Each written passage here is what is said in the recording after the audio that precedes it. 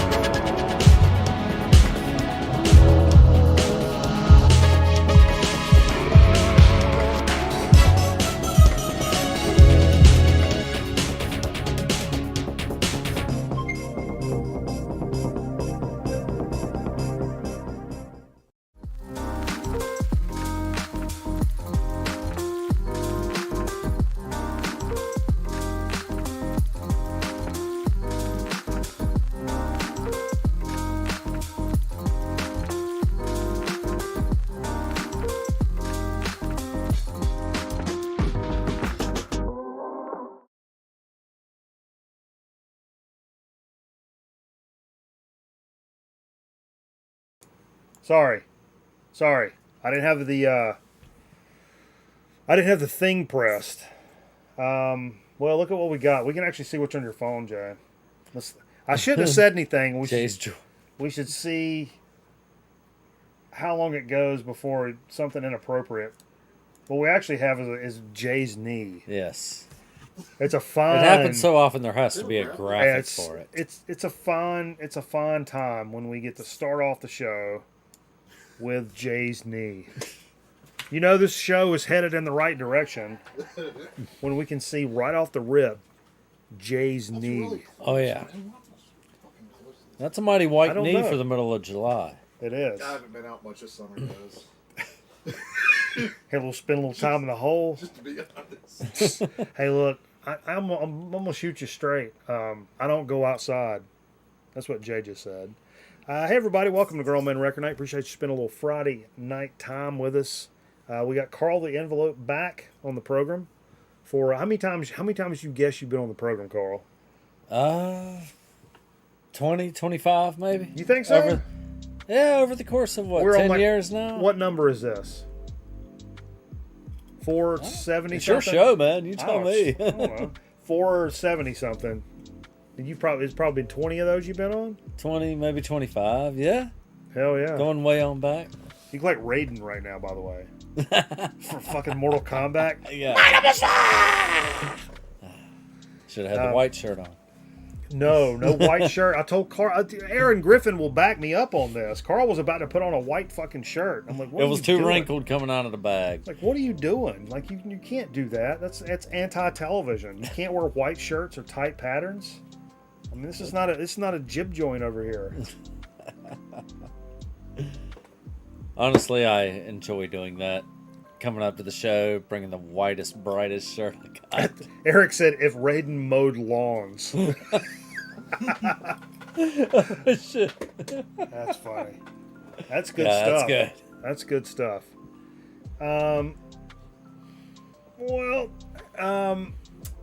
Glad everybody can join us tonight. Carl came up from Wilmington. I didn't realize Carl would just because Tom is fucking stupid. Didn't realize the last time you'd been up here was the holiday special when you wore the clown wig every time somebody did a thing. Yeah, raised some money, ate some crickets. So what's up? Oh, that's right. We ate the crickets. Time. Yeah, the driest thing I've ever eaten. And this is late July, like almost August, and that's crazy. So you yeah, it's been like 7 months since I've been up here. That's crazy. But it is. Hell yeah. So obviously we got lots of stories and that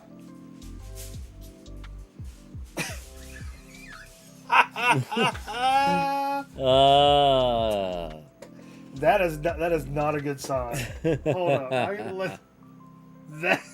That's not a good sign. That's cameraman. Cameraman's just sent me Look a at, text. It's not a good sign. Looking pretty rough. I see that look in cameraman's eye. I know what that means. But yeah, so Carl came up, do a little record. What are we doing tomorrow? We going we're going to go look for records. I guess Saturday's probably best post record night to play it a little bit by ear because we have had never quite know how you're going to feel the next day. Could be not that bad. Could be pretty fucking horrible. I remember that time, dude. We were watching that Death documentary, the band called Death. Yeah. And Carl was like, Carl was puking like every 5 or 10 minutes. And I remember one time he went in there, and I learned one of their songs while you were in the bathroom, and you came out and you were like, and I'm like, hey, that song they were just playing. I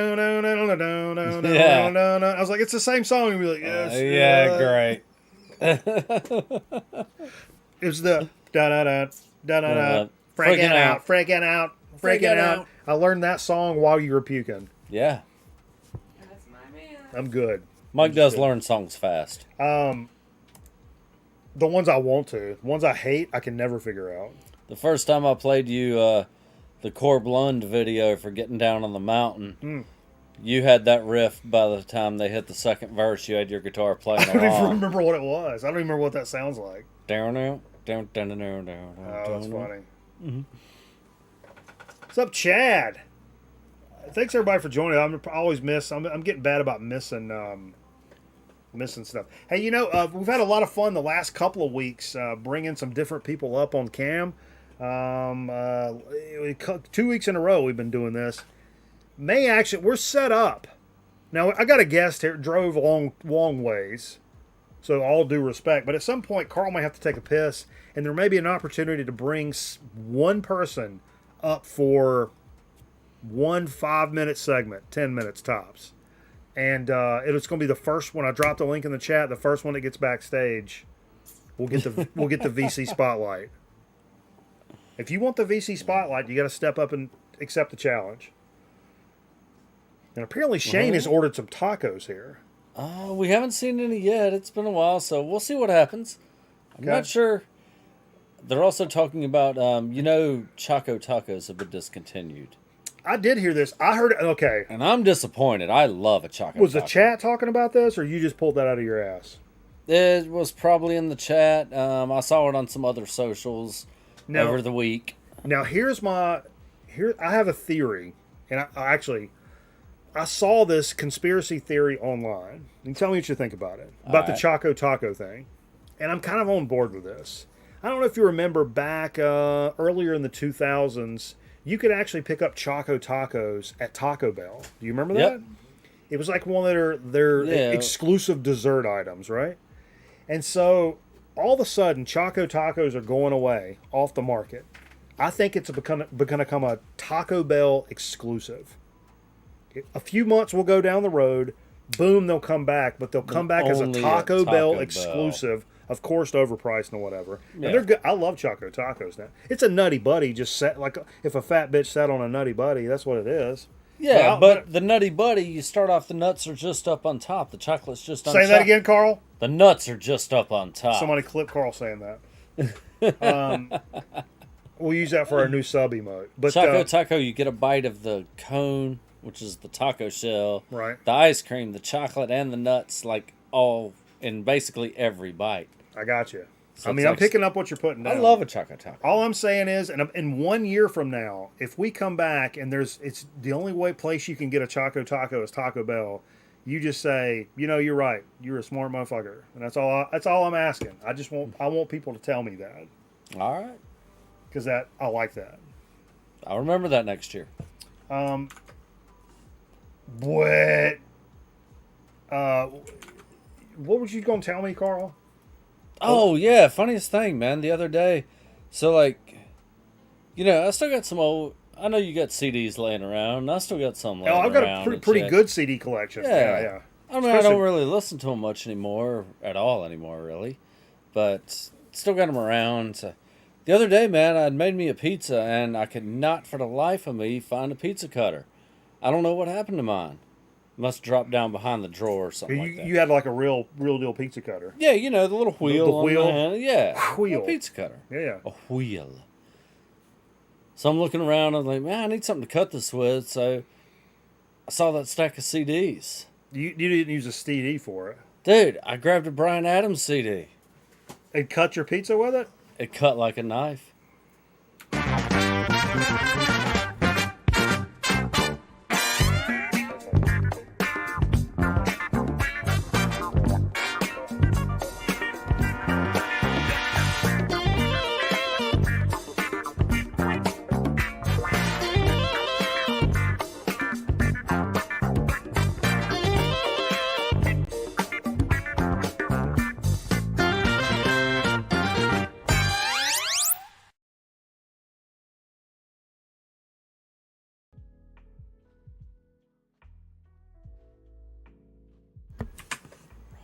Okay.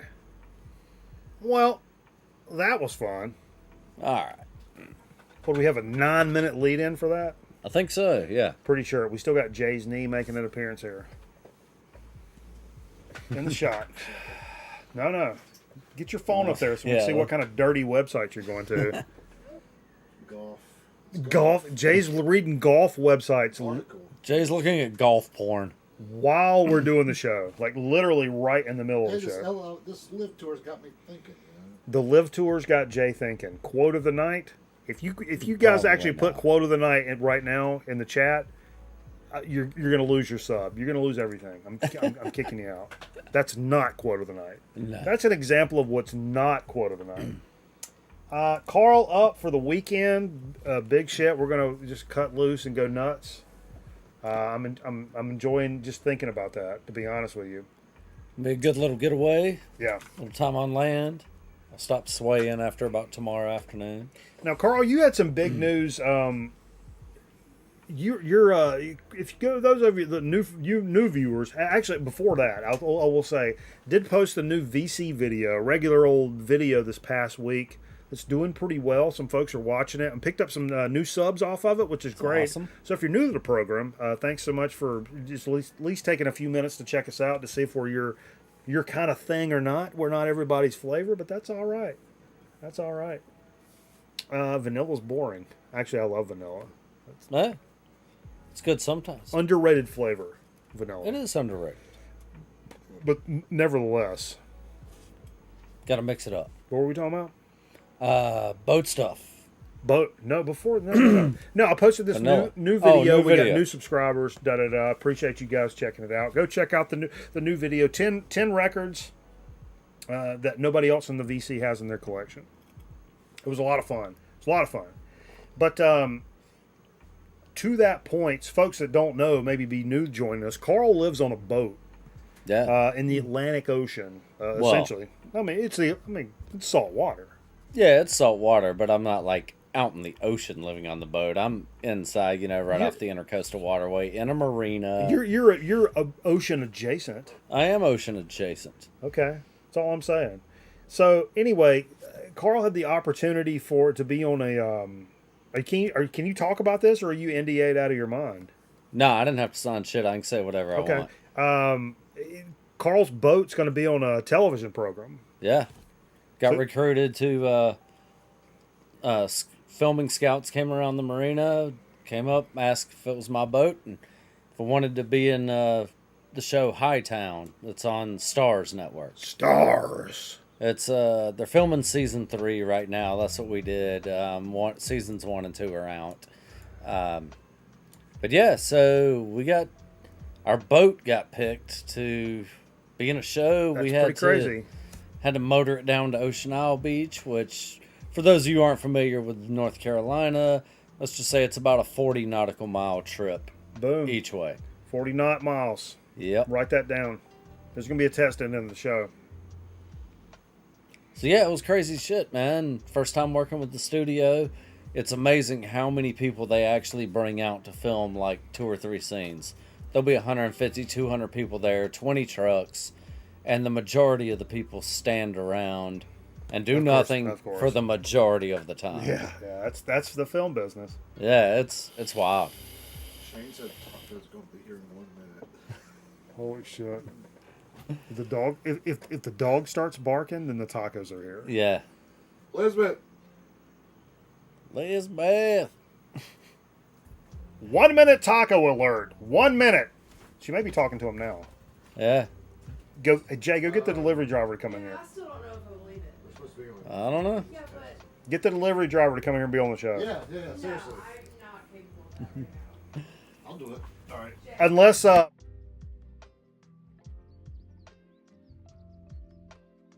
Anyway, we got a taco situation, may or may not be happening. Gotcha. But back to boat stuff. Boat stuff with Carl. Rick- Brought to you by Man. Rope. Brought to you by Diesel. What's up, Zonk? So, man. So we did 2 days of filming over the course of 2 weeks. They filmed outside our boat, inside our boat. Main characters on the show were in the boat. Cool stuff. Wow. Really interesting. First They time. got like guns pulled and shit. Like, Yeah, it's like a actually- scene. Like Yeah, it's a scene. The second filming when the main star of the show was there is Monica Raymond. Been in Chicago. Chicago Fire and a couple other things. my parents love the shit out of that show. So yeah, they raided my boat, rolled up on it, guns drawn, went inside looking for the drug dealer dude who's supposed to be using my boat as a hideout. Jay's actually asking. Is he really asking? Oh, yeah. Jay's asking the dude if he wants to come on the show. Outside. Jay's asking the delivery driver if he wants to come here and be on the show. So we may have a random delivery driver making an appearance. Oh my god. Anyway, they're not changing the boat's name. So They're keeping it the they're same. keeping it the same name. So in the show, we're gonna be in 2 different episodes. That's fucking awesome, man. With the boat name the same, inside and outside of the boat filmed. We're Not in it at all. Yeah. But your boat. But it's our boat. Your man. boat's gonna be famous, and while Yeah. y'all are like parents and shit. You're like, hey, look, that's our boat in the show. It's gonna be fucking cool. That's awesome. So yeah, Hell that's my big news shit for like. And like, I mean, we don't have to get fucking down and dirty, but these motherfuckers paying shit, Oh right? yeah, they pay definitely good. Yeah, it Jay, was, Jay, come hit No, he's us coming back for what? to sit on the show. What? No, he's not. Yeah. Fucking retard. I swear to, What the fuck did you do? He's coming right back. From where? He had to go make one quick delivery. He said he'd be right back. I bet he's lying to me. No, like, literally, they were standing in the kitchen. I said, look, stick your head in there. We're not going to do it. Like, we're just shooting a TV show with, like, Yeah. I told him there was, like, more than, I told him 100 people watching. Yeah. And he's like, okay, I got to make it deliver. Be great. So this dude's coming back. The delivery driver's coming back to be on the show. That's a long. God. Hey, can I get? I mean, I know it's the wrong year and all, but can I just get one graphic real quick? Yeah. Because one graphic says this more than Sums this up. Whoa! Oh, Mike's going to text. Content is king, and we have to always keep this in mind. As Jay walks in front of the camera during his shot. That's all right. Can't say this is live. Oh, okay. Content is king, folks. Never, ever, ever. You want me to sting it back in, Bizarro? I'll sting it just for Bizarro. Where's the transition? Stinger? Well, bam. Bam. Okay. So yeah. So the delivery driver may be coming back. This is going to be interesting. Hey, maybe he knows some shit about some music. Yeah. There we go. We'll talk about what he's listening to in the car. Yeah. A delivery driver? Oh, you know Carl from I delivering delivered pizzas for like 8 years, a man. long time, and so That's a great job. what but- you're jamming in the car is probably a big deal. Oh, yeah. And what gets jammed the most, and that like repetitively. For me, driving around Wilmington delivering pizzas, punk rock. Okay. Lots of punk rock. Just that amped up, not too angry like metal, but just some amped up energy Yeah. music, keep you moving fast, get you through traffic, help you drive a little more aggressively. It- You know, Speaking of aggressive, Mental Theologian said, I'd also say that inviting the taco driver counts as getting aggressive. That's very true. It's a very that's true. That's an tru- aggressive move. It's a true statement. That's fucking journalism. It's Gonzo. That's Gonzo journalism right That's there. Gonzo. Just watched the Gonzo Hunter Thompson documentary last night. And it's funny because I knew Carl was coming up, and when I always think of like Jimmy Buffett, I always think of Carl. And in this, I don't know if you guys saw the Gonzo documentary about Hunter Thompson, but I didn't realize how good of friends Hunter Thompson and Jimmy Buffett were. And at some point, he actually went down and lived with him for a while. Yeah, I think at Key West. Is that not crazy? That's just just bonkers. Yeah, Hunter Thompson actually spent a good bit of time in the Keys. When me and Tiffany were down there several years ago, we stopped in this local kind of legendary bar in Isla Mirada, which is about halfway down the Keys. Yeah. And they had a whole big thing and all these pictures. Like, that was one of Hunter Thompson's local hangouts. Like, he spent a lot of time in that bar for several years. One of my absolute heroes. One of my favorite authors. He's probably my favorite. Him or Burroughs are my favorite authors. Although my favorite book is Kerouac's On the Road. All right. That's numero uno book, but he's probably my third favorite author. Arthur. Yeah. But anyway. Anyway, let's talk about some music. Yeah, where's the sack? Was there a sack delivered? Let's show the sack off. Oh, yeah. Hang on. Yeah. Show your sack off, bitch. Hang on. I'm going to show my sack off. So Shane wasn't bullshitting. And Shane, God bless you. We are not bullshitting here. We Shane have sent a fucking bag. 12 soft tacos. Taco Hell. Tacos. And sauce. Dude, you know I'm Bring it low in there. Bring it in there. I'm low carbonate, but I'm gonna eat one right now, Shane, just because you're Yeah, a you goddamn know what? man. For Shane, we're all gonna eat a taco right now. Let's get in on this. Oh, This is the most carbs I've had in at one time in 2 weeks. Cheers to you, Shane. yeah. That's fucking I crazy. gotta throw a little sauce You need on. some more hot sauce. Yeah, go ahead and take them. We're just But think about just think about the time that we're living in, where where a homie in Ohio just ordered us tacos. yeah, that's something right there, man. Well, I got this A guy watching the show on his computer of us live halfway across the country just made tacos appear at the studio. It's really weird. Good days, man. Good days. Taco now, shit balls later. Yeah. So I did want to say, I know Mr. Bizarro's in here. I really had a good time and appreciate Mr. Bizarro inviting me to the Hydra sessions last week. Played a little set of music over there. And I really enjoyed the shit out of that experience.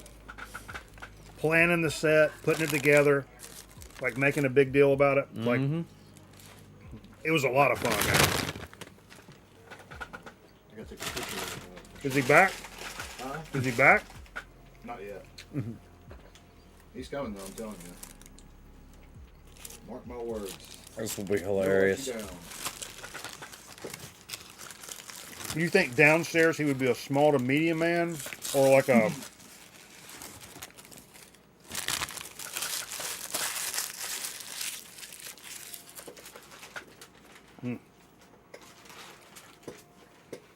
All right. The stream is reduced to you guys watching us eat The tacos. stream is Yeah. over. But again, dude, thanks, Shane. That's Yeah, fucking, thank you, Shane. that's fucking crazy.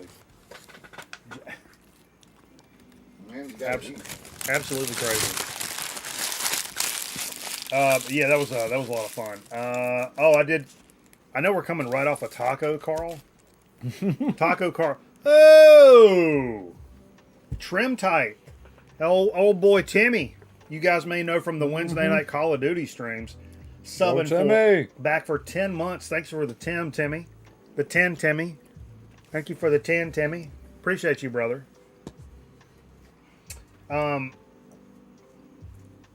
Bwit. Ew, gross. How quick can you go from taco to shot, Carl? About right now. That's a good answer. Good answer. Because I don't want to get weird, and I don't want to bring the shit down. Well, it's gonna get weird. And we're not bringing it down. Oh, Big Bad Luke. Oh, Big Burly Bro gifted Big Bad Luke a sub. Thank you so much, dude. Hell yeah, dude. Thank you so much for that. Welcome, but let's get some sub hype going on. But I will say, this past week's been a little tough, Carl. My favorite show in the entire world. No kibbity cappity. Leave It to Beaver. Yeah. Always been my favorite show. Every morning. Hey, Shane lives in Ohio, right? Yeah, Shane lives in Ohio. Yeah, it's Michelle wants to see the Carl Canteen drink. What? The canteens. Wants to see the Carl. Michelle's watching. I appreciate Michelle hanging out. One of our old school Cheers, pals. Michelle. So do the Carl. You have to Carl it. I gotta Carl it. Yeah. All right. Should we take up a donation or something for this? This is Or? big It's time. All right, Michelle. all right. This is big It's time. Michelle. This is Michelle, big I time will Carl it television. for you. And worked out about the same as it did the first time. But yeah, like I was saying, I was just doing a death thing, and then we got all silly. So, Yeah.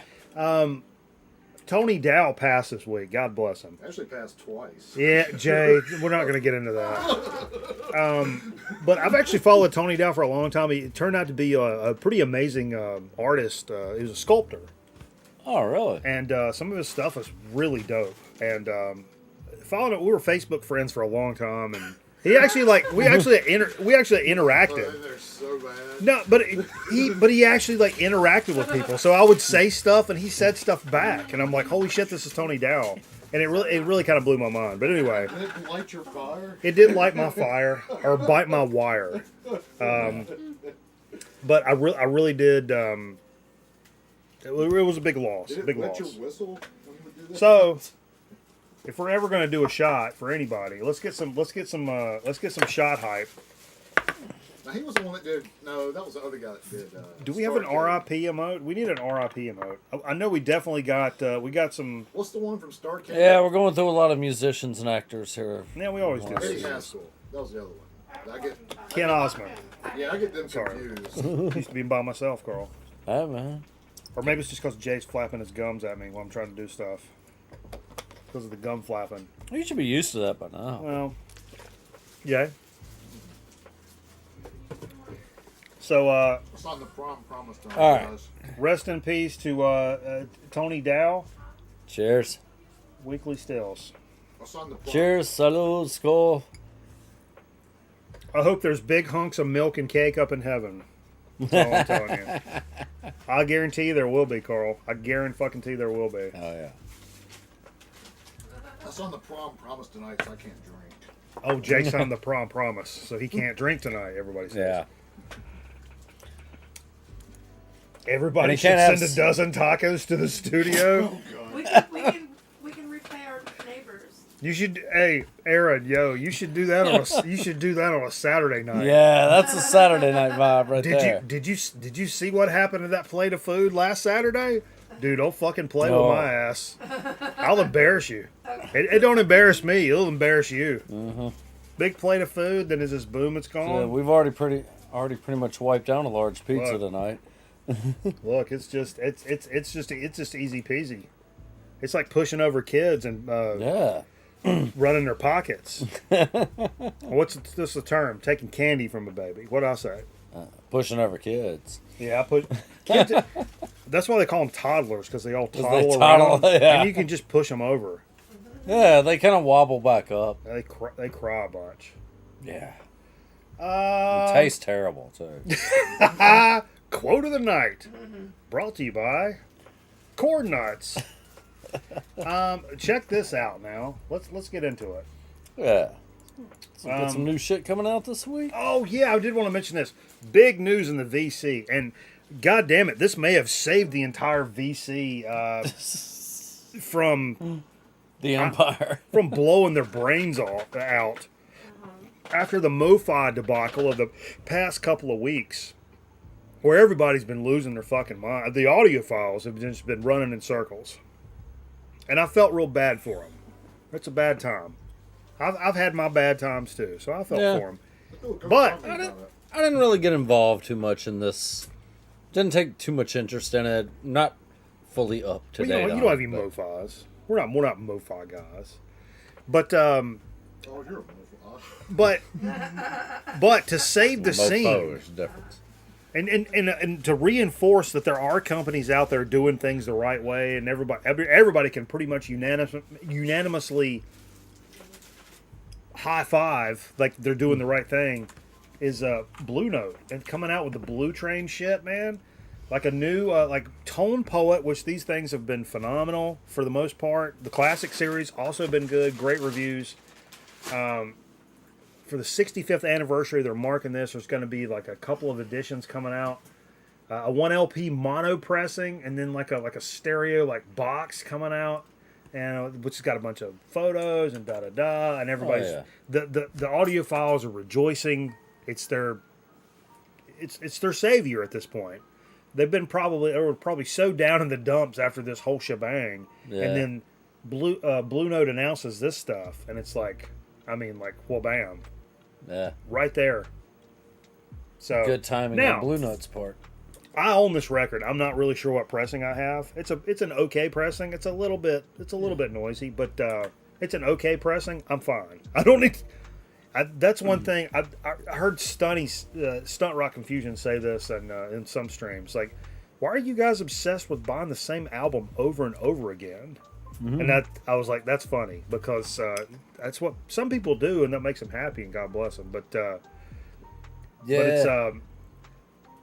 there's certain things where you're like, yeah, you're tempted. Do you own multiple copies of anything?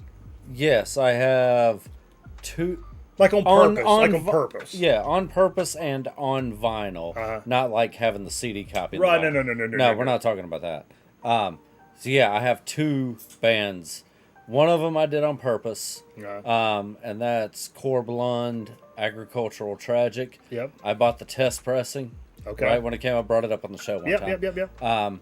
And then a little bit later on, he released an Agricultural Tragic, like, limited pressing on Canadian Blue Tuxedo, or it's called Canadian Tuxedo. Oh yeah, that's right. Yeah. It's denim. So I bought that one to actually, because the test pressing is just plain white. So I never got the album cover, the liner notes, or anything like that. Yeah. So yeah, I bought 2 copies of that. I haven't opened the actual one that isn't the test pressing. Yeah. The other one happened because I thought I had canceled an online order, but apparently I didn't. So I wound up with 2 copies of DRI's Thrash Zone. Oh. But they're both limited edition to like 300. Both like different They're color different variants? color variants. Oh, that's cool, yeah. And they're both like numbered, you know. You could probably, one of, out of 200 or out of 300. However long you wait, you could probably sell it on Discogs and pay for the one that you did buy. Yeah. I mean, really. Honestly. So I opened and listened to one of them, and have kept the other one sealed. Hey, Luke, this is Carl the Envelope, who's been on the show multiple times, down from the Carolina coast. What's up? Welcome to the show. Good to see you. He's an old school friend of ours from middle school. I met Carl in 6th grade. Yeah. He was a Greensboro guy. I was a High Point guy. But we overcame the stereotypes, man. Made the High Point Greensboro thing. Crossed bridges and shit. like we called it playing pencils, they called it pencil fighting, but we got over it.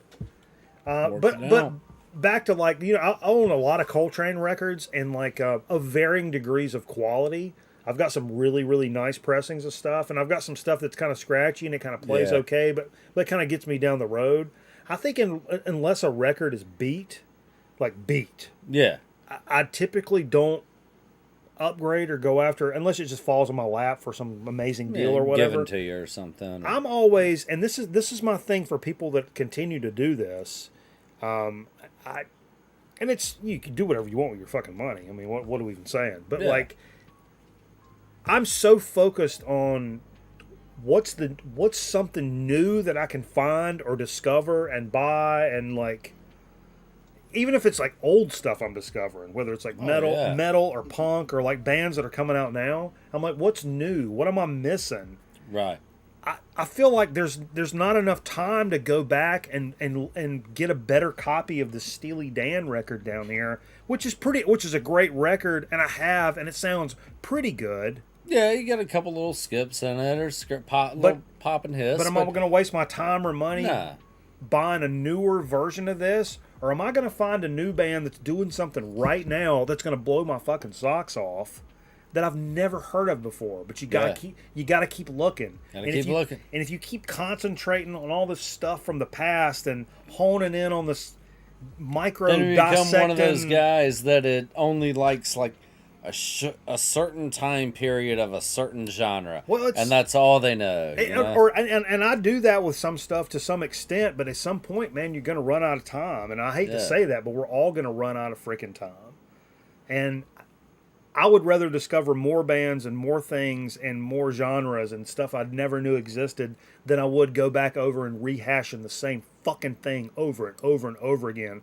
Better. It sounds better now. It sounds better now. It sounds better now. I don't care. It sounded fine to begin with. It came out in 1976, and I'm kind of over it. Yeah. It's a great record, but I'm kind of over it. And I'm moving on to something that's coming out now. Right.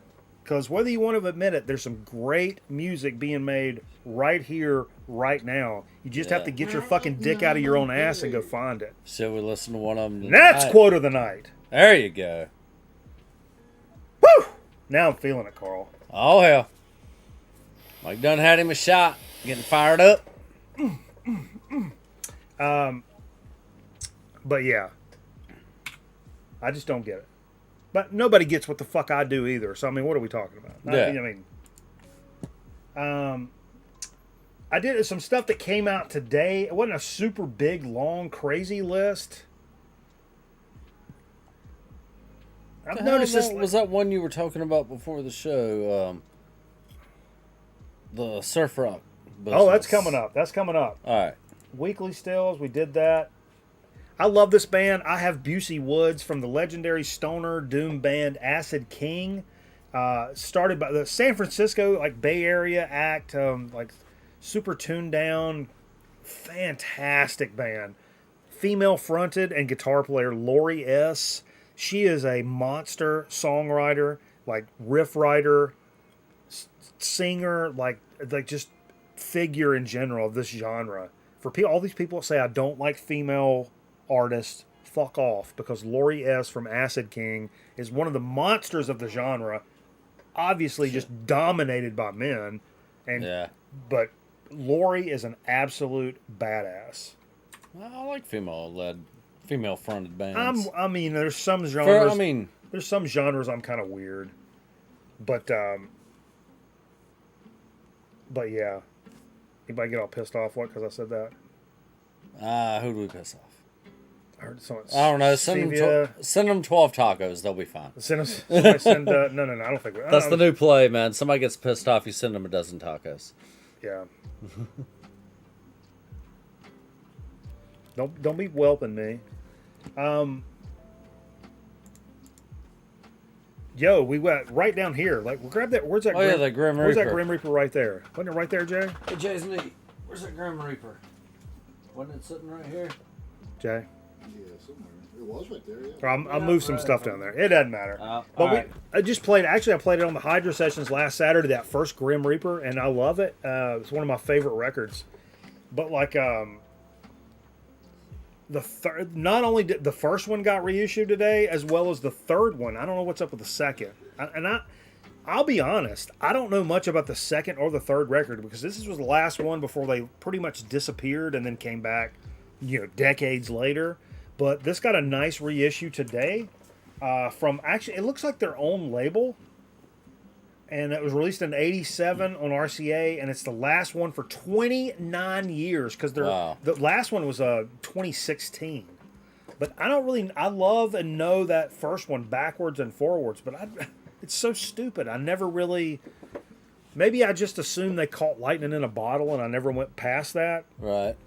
But I don't have the second one or third one, and I don't think I've ever really listened to them much, unless it came up on a mix. And I'm sure I'm missing out because I'm an idiot. But not pronounced like Gary Busey. Hey, y'all want to see my Snapchat story? No, we don't want to see that. Nah. Don't want to see your knee either. Can't see anything. I'm blinded by the whiteness of Jay's knee. No, check this out. Looks like the moon coming up in the No, this shot. is my new story. Check this out. Okay. You're in front. No, Jay. just watch. What? It's my knee. Jay has put an Instagram. Is that Instagram? A story of it is just his knee. Snapchat. Looks Snapchat. vaguely like a butt crack. Jesus Christ. Bussy Woods. Bussy Woods. Not Busey Woods. Bussy Woods. Okay. I've been saying that wrong for like a decade. But I'm here to be corrected. Gary B. Like people, Yo. like people that say salmon. My bad. Dude, if it's good old Southern, like, I will say salmon cakes. I know it's incorrect. Yeah. But it's like I don't know. Just like in Winston-Salem, man, there's an area called Buena Vista. And if you call it Buena Vista, they will hang you by your fucking toes. People call the TV station to correct new anchors. Yeah. It's Buena Vista. And like people from other places are like, actually, it's not. And they're all, do not. Do not. Yeah, there's a news station in Wilmington that is trying to pronounce There's sort of one. Camp Lejeune, the big Marine base in Jacksonville. They're pronouncing it Camp Lejeune. Lejeune, Camp Lejeune. But I know that from just, well, I think most people would have probably heard of that. Yeah. And the lawsuits because of all the water. No, yeah, they say Lejeune, not Lejeune. This was the Discord Insider program preview today. I posted this. I hope some people checked it out. It's a band that's been around a while, but all of you guys that are watching right now, like the Zonk Man, Zep Pearl, Mr. Bizarro, you fans of like King Buffalo, the psychedelic side of the stoner scene, you're going to want to check out the new My Sleeping Karma record, Atma. Jammed it today. It's their 6th record.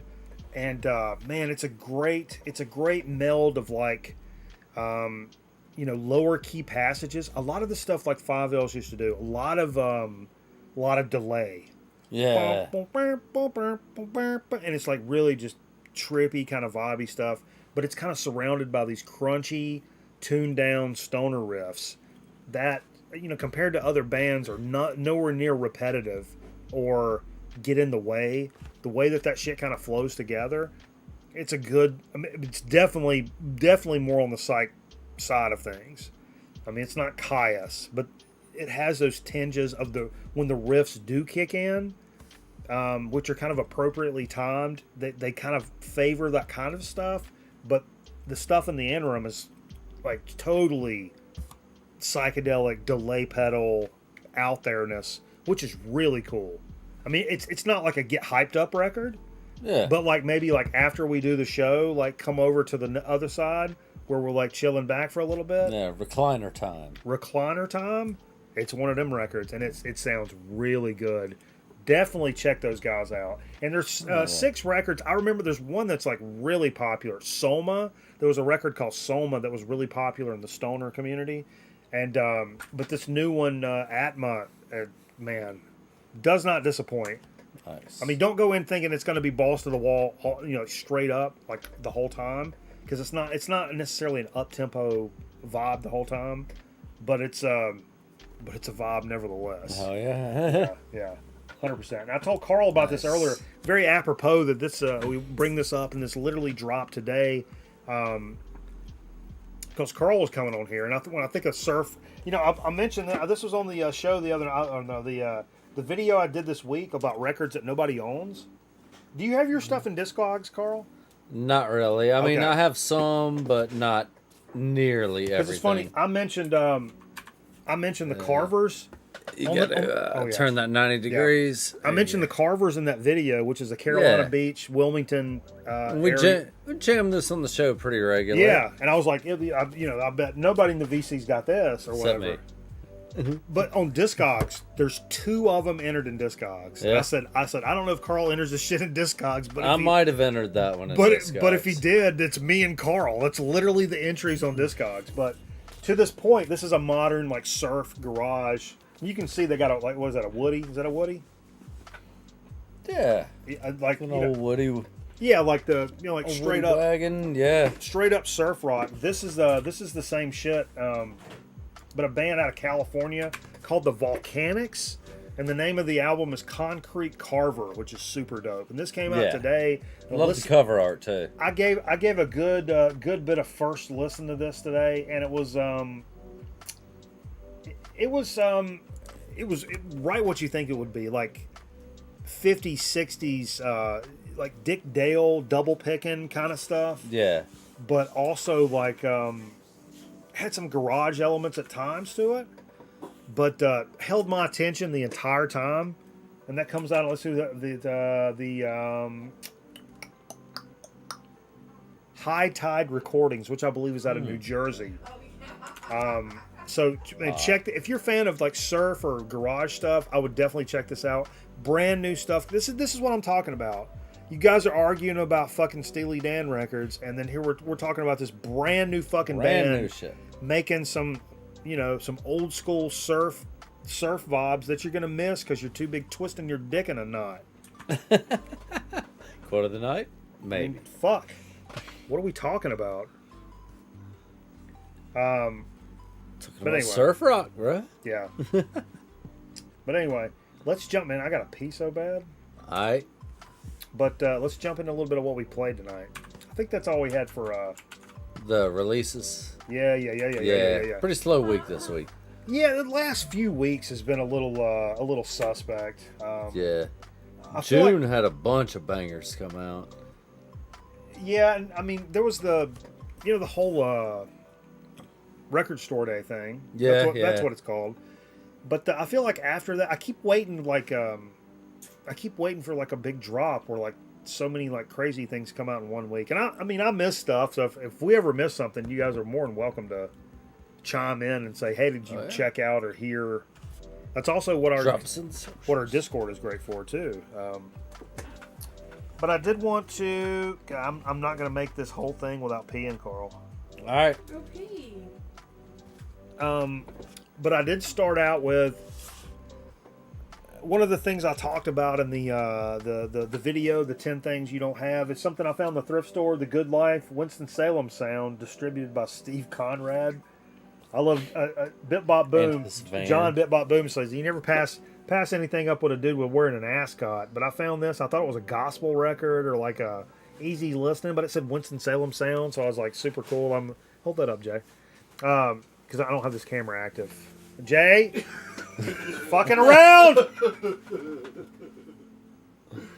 But it's back it up. Come toward me. Look at the light. See where the light is? Gotta play the light. Play the light, Jay. Play the light. Shot. But yeah, I picked that up on a whim, and I thought it was going to be like a gospel record or some shit. It turned out it's like it's very country at times. It's got kind of a country rock thing. It's listed as like classical rock or southern rock. I don't know that I would. You can put it down there. I don't know if I would say that, but but the country vibes it gave off, the upbeat stuff was pretty good. I was not mad at it. Yeah. Also in that video, because I didn't want to pull things that I hadn't. As you can see, I got to shelve all these records, and I'm not trying to pull out new stuff. So I was trying to pull some stuff that I'd already had pulled, like for that video. Code 7, speaking of Winston-Salem, one of my favorite bands from actually my favorite band from Winston-Salem that did a lot of shows with back in the day. They were originally like a hardcore band, but they were a hardcore band that had like a saxophone in it. And it was like a little different. And they were all, I told this in the video, Carl, they were almost kind of rappy at times. And that's what the band I was in kind of did that when LSOC. Yeah.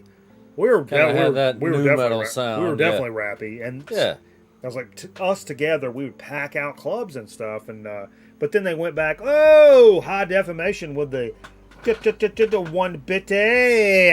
What's up, buddy? Cheers. But yeah, then they switched their sound up. They went more of a low key kind of indie vibe. If you guys are into Dredge at all, they kind of sound like Dredge or Glass Casket or stuff like that. With a little bit, I mentioned in the video, almost a Radiohead vibe at times, and I shuddered to say that because I know that makes some people cringe. Like some people hate fucking Radiohead, and it's not like that. But this guy, you hate them. Metal Theologian hates them. I'm pretty sure. Like they're kind of pretentious and shit, but I still love Radiohead. They're kind of like Tool, where it's like Tool's pretentious as shit, but I love them. I love everything about it. But until they want to charge what they charge for records, and then I don't. I knew you were gonna go there. Mr. Freddie Dobbs, the notorious Freddie Dobbs, cashed in some banana bucks. Want to hear some Rust, but I didn't have Rust, so I did have little FM broadcast action that Vance sent via the mail. Yeah. This is live at the Palladium, Hollywood, 1992. I think we played what? We played side 2. Yeah, We Die Young. There you go, Jay. Join the game. Put your phone down for 45 seconds. No, Jay. No. No! But what a killer FM broadcast recording that is. It's really, really good. Really, you stick No, we're stacking them there. I'm trying to get through all this without We're being... fucking putting them there. Yeah. This is a Carl record. Pulled out a little Cypress Hill. Recent pickup. Got new repress. Found it a couple months ago. One of the local shops in Wilmington. And I always loved this first Cypress Hill album. Oh, yeah. Got into it back in the skateboarding days in the early, still in high school. Yeah. And bumping bass in the parking lot in high school. yeah. But yeah, great album. Had to have it. Yeah. I've got Tequila Sunrise, which came from, it was a little later. Yeah. And Boss Man gave that, when he gave us like a crate of records that he had, it was in there from like I think from Fredonia College in New York. Oh, nice. New York. I want to go and get a piece of that pizza pie. That's New York. Also, an album I talked about on the recent video, and I don't know why I don't play this more than I do. It was kind of stowed away in a weird place, but a drummer I played with back in the late '90s turned me onto a band called the Champs, and this is Champs 3. I mentioned in the video when they got signed or whatever. Hold that up, Jay. Put down your fucking telephone, Jay. I've never seen a motherfucker on the phone so much. Glare. Great. Perfect. That's Pure- awesome, Jay. Great Pure job. glare, Jay. Did you say you're a glare, Jay? I said pure glare. But when they these guys got signed and they were like, you can't be the Champs. And they're like, why can't we be the Champs? And they were like, that's tequila. Tequila. Pee Wee Herman. And they're like, oh, okay, we're the fucking Champs then. We used to call him P.P. Herman. So they've been the fucking Champs forever. Huh? You're the guy from the hamburger train, right? Oh my God. Metal Theologian said, used to know somebody who was in the Champs? No, you didn't. Nice. No, you didn't. That was my You Don't Got It in the VC video. Do you have any Champs, Metal Theologian? Mr. Bizarro cashed in some banana bucks to play side 2 of Mudhoney live at Third Man Records. I don't think this is like direct to acetate kind of stuff they do up there, for the most, or whatever you call it. Played side 2 of this. I've got the Mudhoney and I've got Not My Cup of Tea. I know there's a crossover, Eric, between Champs and Trans Am. One of the guys plays with both groups, right? But I've not heard the crossover, no. But yeah, I would be interested in hearing that. Trans Am's a good band too. Kind of moving through this. Jam on the mud, honey. I got to pee so bad. I can taste it. It's coming up in my mouth. We can take a pause for. That's okay. That's middle all to right. hit the head. Because at some point we're going to do marbles and we're going to let people come in or whatever. Yeah. Carl pulled this one out. Yeah, just got this one recently, man. So, I know a couple other guys out there know that they're reissuing all the old Suicidal albums, new represses. Picked up a couple of them recently, but this one just came in last week. The EP from I think this was 89. I'm nowhere near as familiar with this as I should be. 89. EP came out right after How Will I Laugh Tomorrow. They do a couple different versions of that song on here, plus a bunch of other shit that isn't on any other Suicidal album, but it's not an official full-length studio LP from Suicidal. Yeah. Still got a lot of tracks on it though, but Feel Like Shit, Deja Vu. Sounded great. Fucking great song. It actually the sound really, quality's good. Yeah, it really sounded good. Nice show, Jay. Jam Good that job. one out. Good show, Jay. A good 2.5 seconds. Just what the people want, Jay. Oh, you missed it. Too late. Jesus Christ. So what did we play next? So we jammed that Suicidal, and then And then we got into the soundtrack, didn't we? Mr. Winebender cashed in some banana bucks to hear something he sent the show, so you don't have to do that. But fucking Christ, what a great album! I can't explain how much I love this soundtrack. Codename Wild Geese. It's got Lee Van Cleef, Ernest Borgnine in it, Eloy, Ascot Records. I mean, hold that up and give it 5 seconds. Respect. Because this motherfucker right here, Jay, give it some light. Look where the light is. All right. Fucking teaching kindergarten, teaching people how to go to the bathroom and shit. Jesus Christ. What a kick-ass record, though. I really love this. I really love the soundtrack. I played the piss out of this since Eric brought it.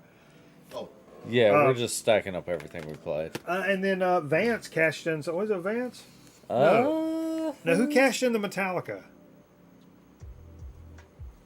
Was it Vance? It might have been. I'm thinking I of don't know. Vance because he went It's to your Metallica. show. Who cashed in the Metallica? Is that? Anyway, I done forgot it, but Carl just happened to bring it. Was Vance. yeah. Pretty sure. Oh, Bananas here Yeah. doesn't have any Metallica, and I just so happened to I throw th- this I- one in the case. I thought Jay may have his Kill 'Em All in his bag down there, but he didn't. And Carl was like, well, I brought in Justice for All. I'm like, Yeah. fucking hey, put it on, dude. Just picked this one up a couple.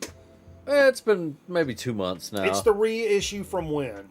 It's the double LP. It's Yeah. not the Walmart thing. No, this is a 2018 reissue. You're right. Double LP. So they split it all up, And 180 gram vinyl. I mean, yeah, it was $30, but it sounds better, but we've come to the There's still no conclusion bass. the bass is still not there. no, I mean, it's still not.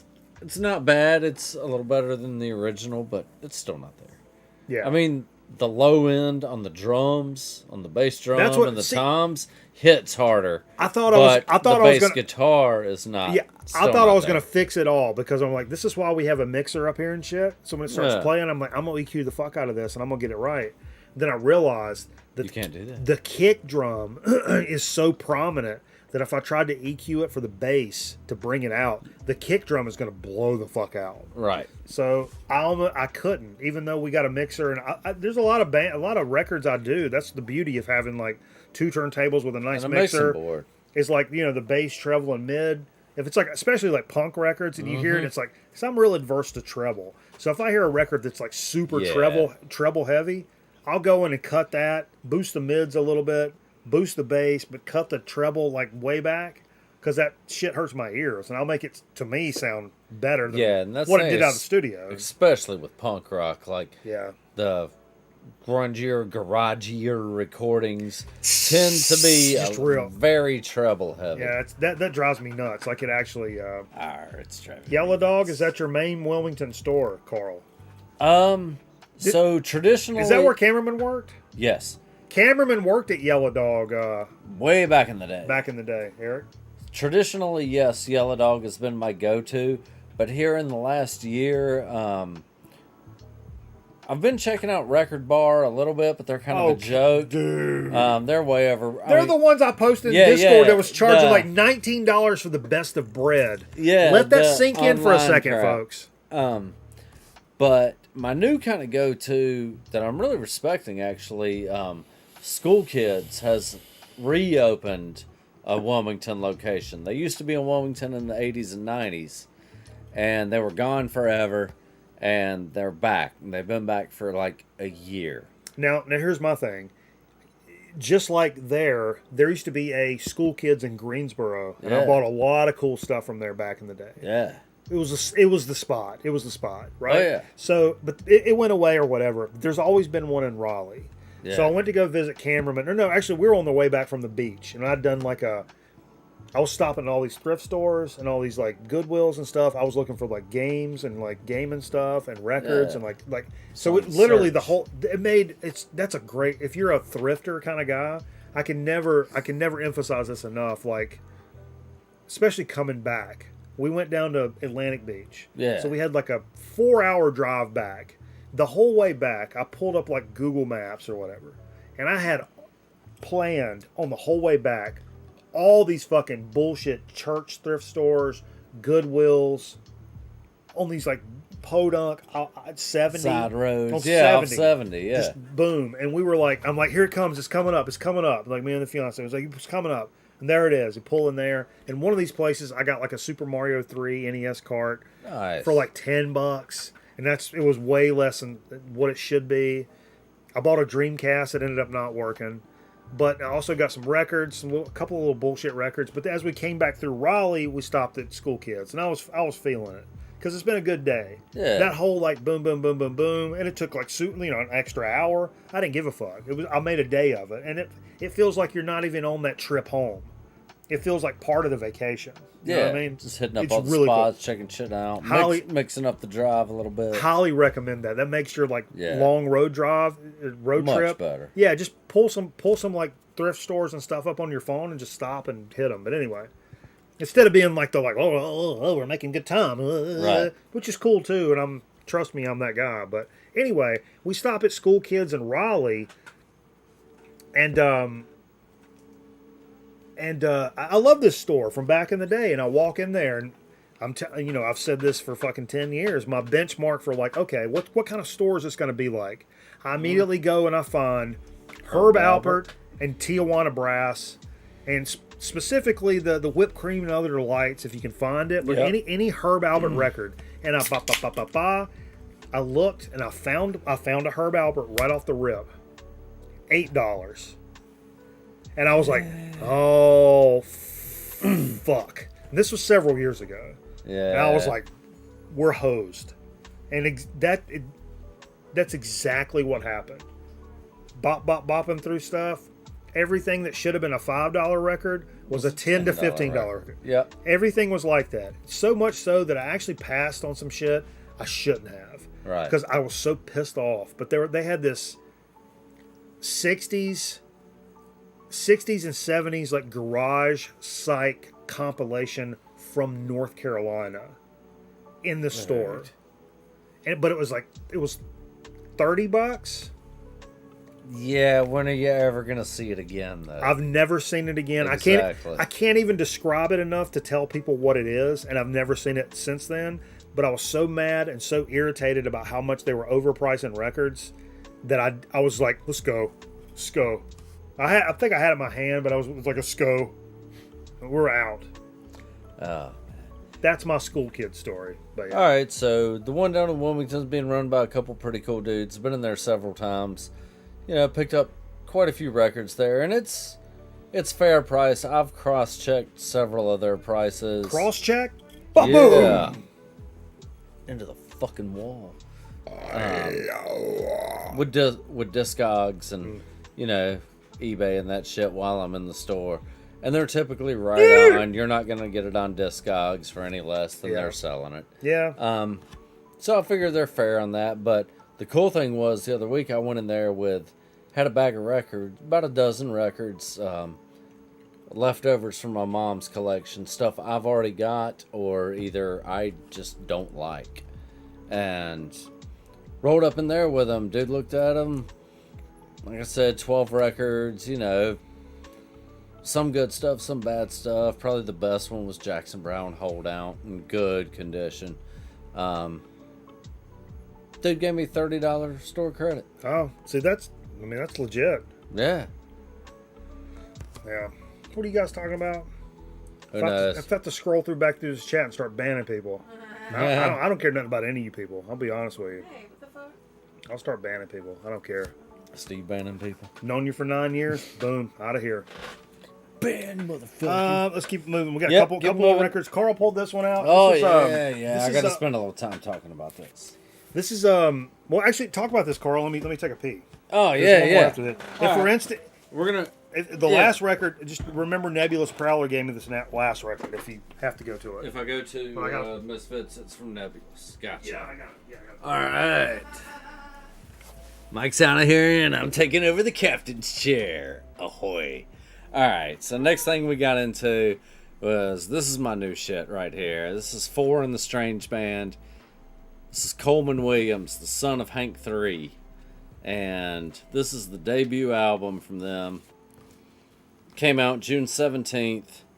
I'm really, really impressed with it. A lot of different styles. A lot of good sounds. And I actually picked up back in the winter, I think in January, the first single from this, Son of Sin, which is on the side we didn't listen to tonight. It came out and I ordered it first. Little 7-inch. It's got an acoustic version on one side, the full band on the other. Got a little small hole in it, but little 7-inch. And then the main LP. Let me get into the sleeve here. Four's got his own style going on here. Definitely a little different than Hank 3. Definitely a little similar to Hank Sr. But got a good mix of both. This came out, like I said, in June on Black Country Rock label, which is Sturgill Simpson's record label. Sturgill signed him, and it's actually being distributed by Megaforce, which is pretty cool. But yeah, a lot of different sounds in there. Got the traditional country, got the stoner doom sound in there. Got a little Hank 3 garage sound going on, and looks like we got Miller back from the head. You don't use my last name. Now they can dox me. Fuck. Because there's only 27 million Mike Millers in the world. Yeah. I mean, how common is that? Shit. I actually had a friend at Channel 12. Oh, Joe Smith? Had a friend at the TV station that said, how does it feel having the most common name in the entire world? I'm like, what? I thought that was John Smith. Yeah. Alright, gonna... You Talk can't do that anymore, can you? Nah, that's inappropriate. They changed the mascot. Sorry. Gonna let Bananas jump back in on his set here, and I'm gonna hit the head. Talked about the Hank. Oh, wait. Carl's peeing now. Talked Hey, everybody. about Hank Carl's Ford. peeing. Wait. Yeah, Carl's but peeing. Not on set. Not on set. Carl's peeing. Not on set. I didn't get into that Misfits yet, though, so you're up. Hey, wait a next minute. on Since that you're- one. Since you're peeing, hold up. Mike's got a video for that. No. I've got an invitation for that. That didn't sound any better. Okay, here's the deal, folks. I'm bringing one person up right now. Who's got some records they want to talk about for 5 or 10 minutes? Whoop. Why is nothing working? Like, literally nothing's working. Copied.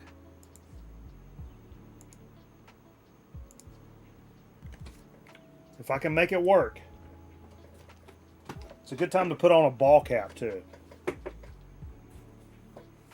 First one in gets the VC spotlight. Even with Carl here. You ain't gonna be up long, so don't bullshit. I ain't playing games. I'll just yank you right the fuck on off. I don't care. I don't care about nothing. I don't care about nothing.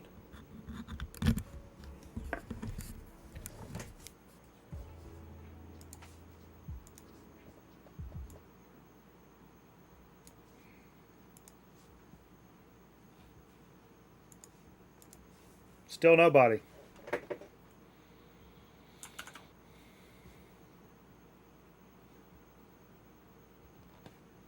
Yank me off. Come on now. Senor Yankenstein? Oh, shit.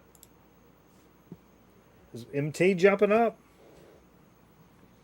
And then everybody's going to tell me the music's too loud. And you know what?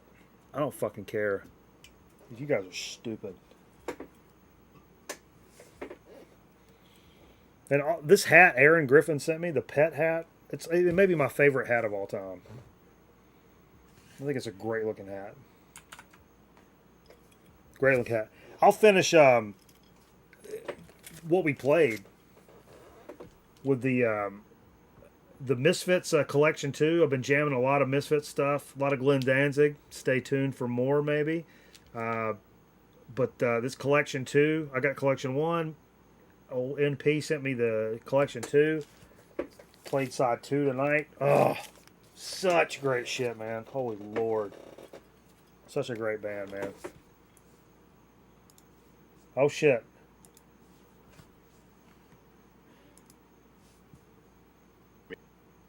Well, I heard you and then you went away. Hold up. There we go. Can you hear me? Yeah, can you hear me?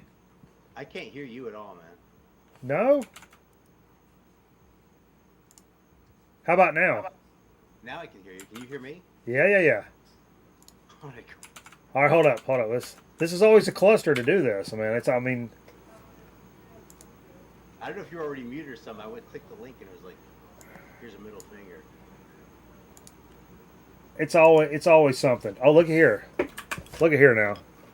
Folks.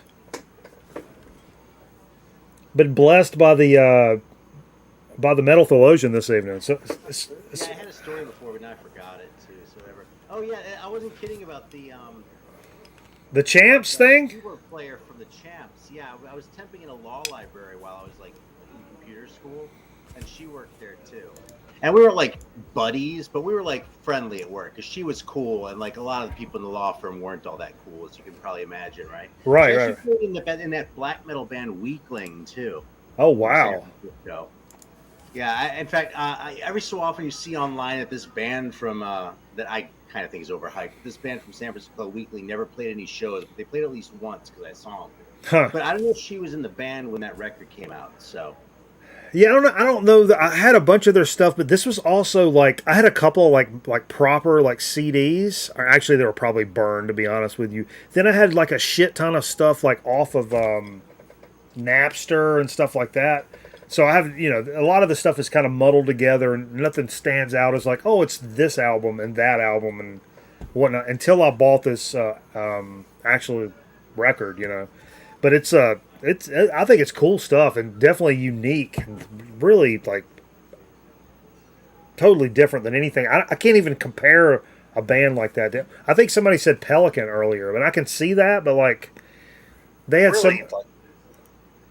If they sound like Pelican, then maybe I should fucking revisit them, because I'll tell you something, they weren't really my cup of tea at the time. It's like I heard them and it was like, I mean, dude, you know how it is. Like when your friends are in bands that you don't like, that kind of sucks, right? It really does. It does. Like you really want to like them. Oh, I've been there. Yeah. And like, I guess fortunately, like Casey and I weren't tight enough that I like saw her around socially all the time, so I wasn't like in that position very often. But I was sort of like avoided the subject of her band because I kind of felt bad. Yeah, and I'm always like, yeah, but I love Pelican now, and it's been fucking dude, 25 years almost. So yeah, it's probably worth a check. And I mean, I'm telling you, dude, this one I got from fucking Dr. Fred Putterman, the live joint from Pelican. I see it. I see it. Arctica. It was recorded live in Russia, like in 2014 or 20 something. It's okay. It's so fucking good, man. For a live record, I'm not a live record guy. This shit fucking bangs. And Putterman gave me a deal on that shit, man. It's good stuff. Double LP, like sounds nice. Because I'll shit all over a live record. Yeah. And it's probably like my shop here. I've kind of had my eye on, but And the that first Pellet, is it the first one? Arctica. No, not yeah. Dude, I haven't come across that one yet. I just have a couple, but that's pretty much all like the bananas section of my collection, where all that shit resides. Yeah. Except what else is in that section is the Cleveland shit. We can talk about Cleveland and Rocket from the Tombs and that shit a little bit if you want. Oh yeah. Are you interested in this shit? All right, this is a good topic because I'm going to talk about reggae in my next video. So. Oh, yes. reggae! Yeah, I've been kind of on another kick, which means I'm finally off the Blue Oyster cult. Although I just wore the shirt for old time's sake. What the hell?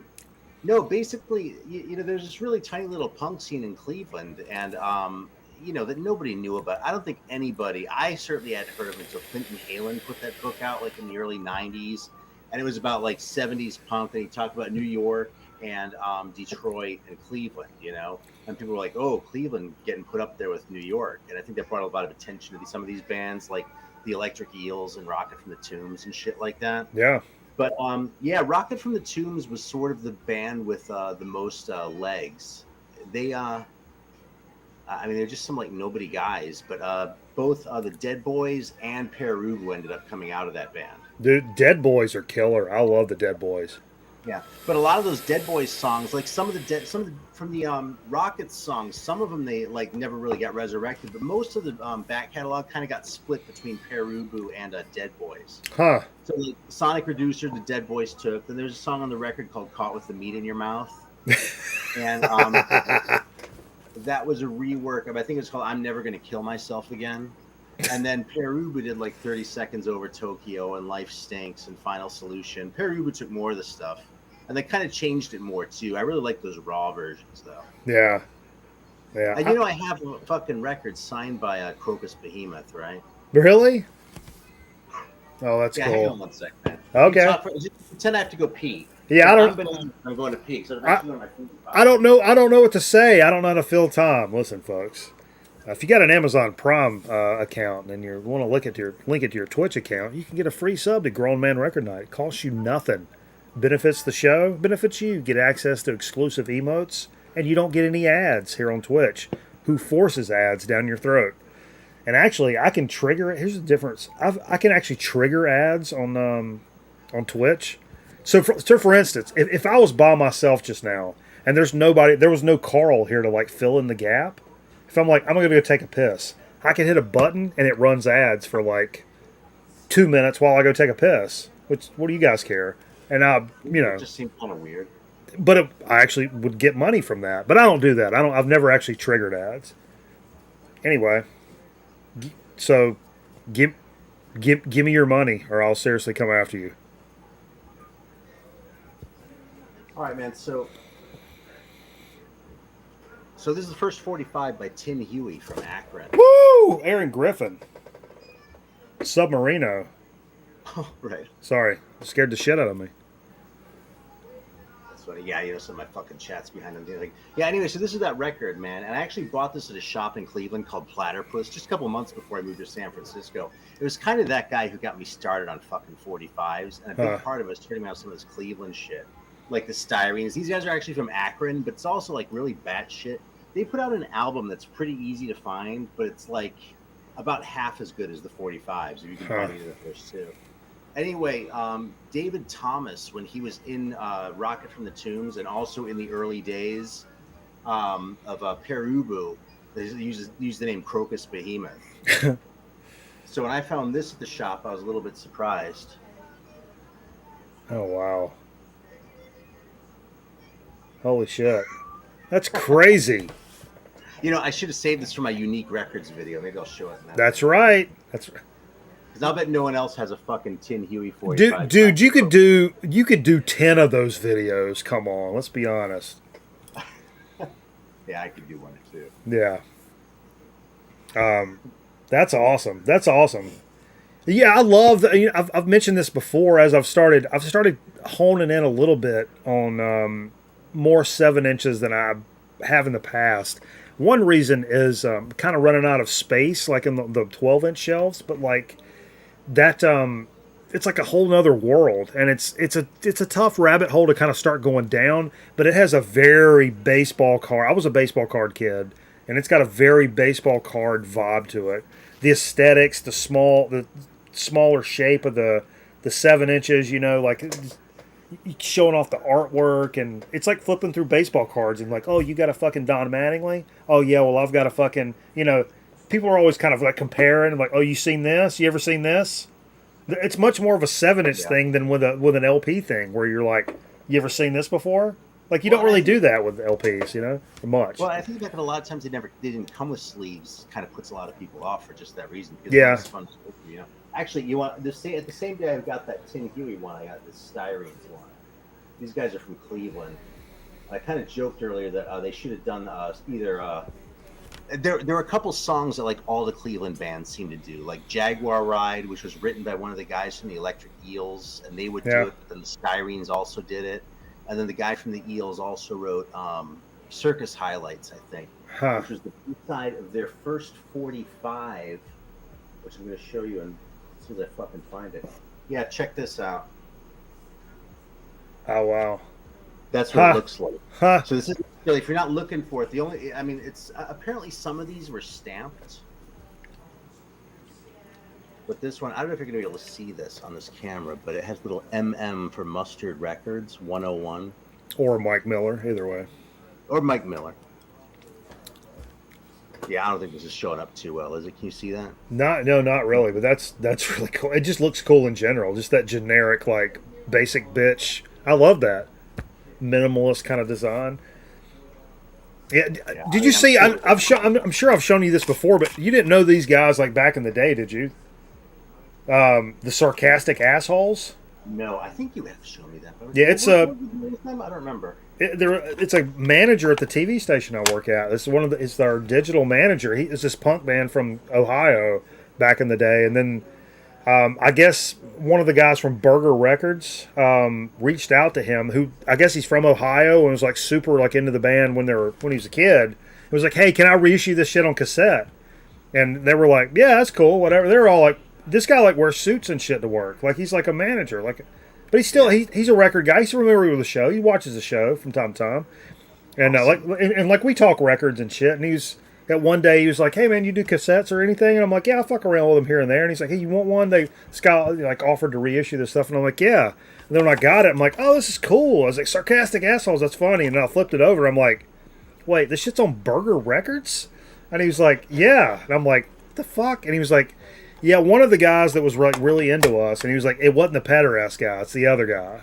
Because I guess one of the guys was a pederast and the whole label shut down. Like, they were known and respected in the punk world, but like, one of the guys like got caught with like an underage chick or something, and like, it brought, you know, and punkers ain't gonna have that shit. I mean, for the large. Totally, man. Like, I'm laughing, but it's not funny. It's like a horror laugh, you know. Yeah, that's one of those, like, you know, that's one thing where you get, like, police your own. And that's exactly how that works, where punkers are like, okay, great, you pederast, great, we don't have to beat your ass, we're just never going to buy any of your fucking shit ever again. So fuck off. And that's, boom, they're gone. But anyway, it's a great tape, and very much more palatable than you would think for a band called the Sarcastic Assholes, and from some random guy that's like, hey, I was in a punk band, and there's a song called Kmart Cafe, which is literally one of the best songs I've ever heard. I mean, that title is one of the best titles ever in the history of the world. Because I remember walking in to get an icy, but there's also like these fucking ham sandwiches. You know them motherfuckers been there for 4 days in that case. And what did I ask my mom? Oh, can I get one of those? I always wanted one of those like weirdo like deli meat sandwiches in the Kmart case. And like, dude, nobody here buys anything but a fucking icy. Like, for years. That's probably a 5-year-old sandwich. Like, you just get ices. But, I don't know. I felt it. I always pulled for the little guy. So if I saw the little sandwich in the corner, I knew nobody was going to order the fucking pickle pimento loaf. I kind of wanted to jump on it just to give them a little boost of confidence. Hey, man, you know what I heard today? What's that? That the brain is the only organ that named itself. Oh, shit. Whoa, come on, dude. You can't do this to me right now. Wow, that's heavy. Let the chat ponder that. Yes, are these fucking idiots? Are you kidding me? They'll be asking, like, wait, what did he say? What did them two say earlier? It was supposed to be so fucking. Yeah, that's crazy. Have you bought any records lately? Have you been buying much? You know something, man? This is a funny thing. But I've been on this reggae kick like pretty heavily for like maybe a week and a half, something like that. I'm going over and looking at my shit, and I'm not trying to like be boastful about my stash or anything, but like most of the reggae records that I'm really wanting to hear are there. You know, it's like with metal, I feel like there are always these rabbit holes that I chase out. I was Yeah. actually talking about this with Chromie D. It's a weird feeling to not have like 20 records that I'm really fiending hard for. You know, it's Yeah. like when I was listening to like the new wave British heavy metal 45s a lot, like last month. There were some ones that I sort of had in mind along those, and there's sort of different degrees and that. But once I like really got into reggae, it was just like bam, you know. I Yeah. really want more Gladiators records, and I really want to find a copy of the Many Moods of the Upsetters. Hmm. But other than that, I mean, there are lots of cool reggae records out there, but a lot of them are luxury records. You know, the shit I'm finding myself really wanting to reach for.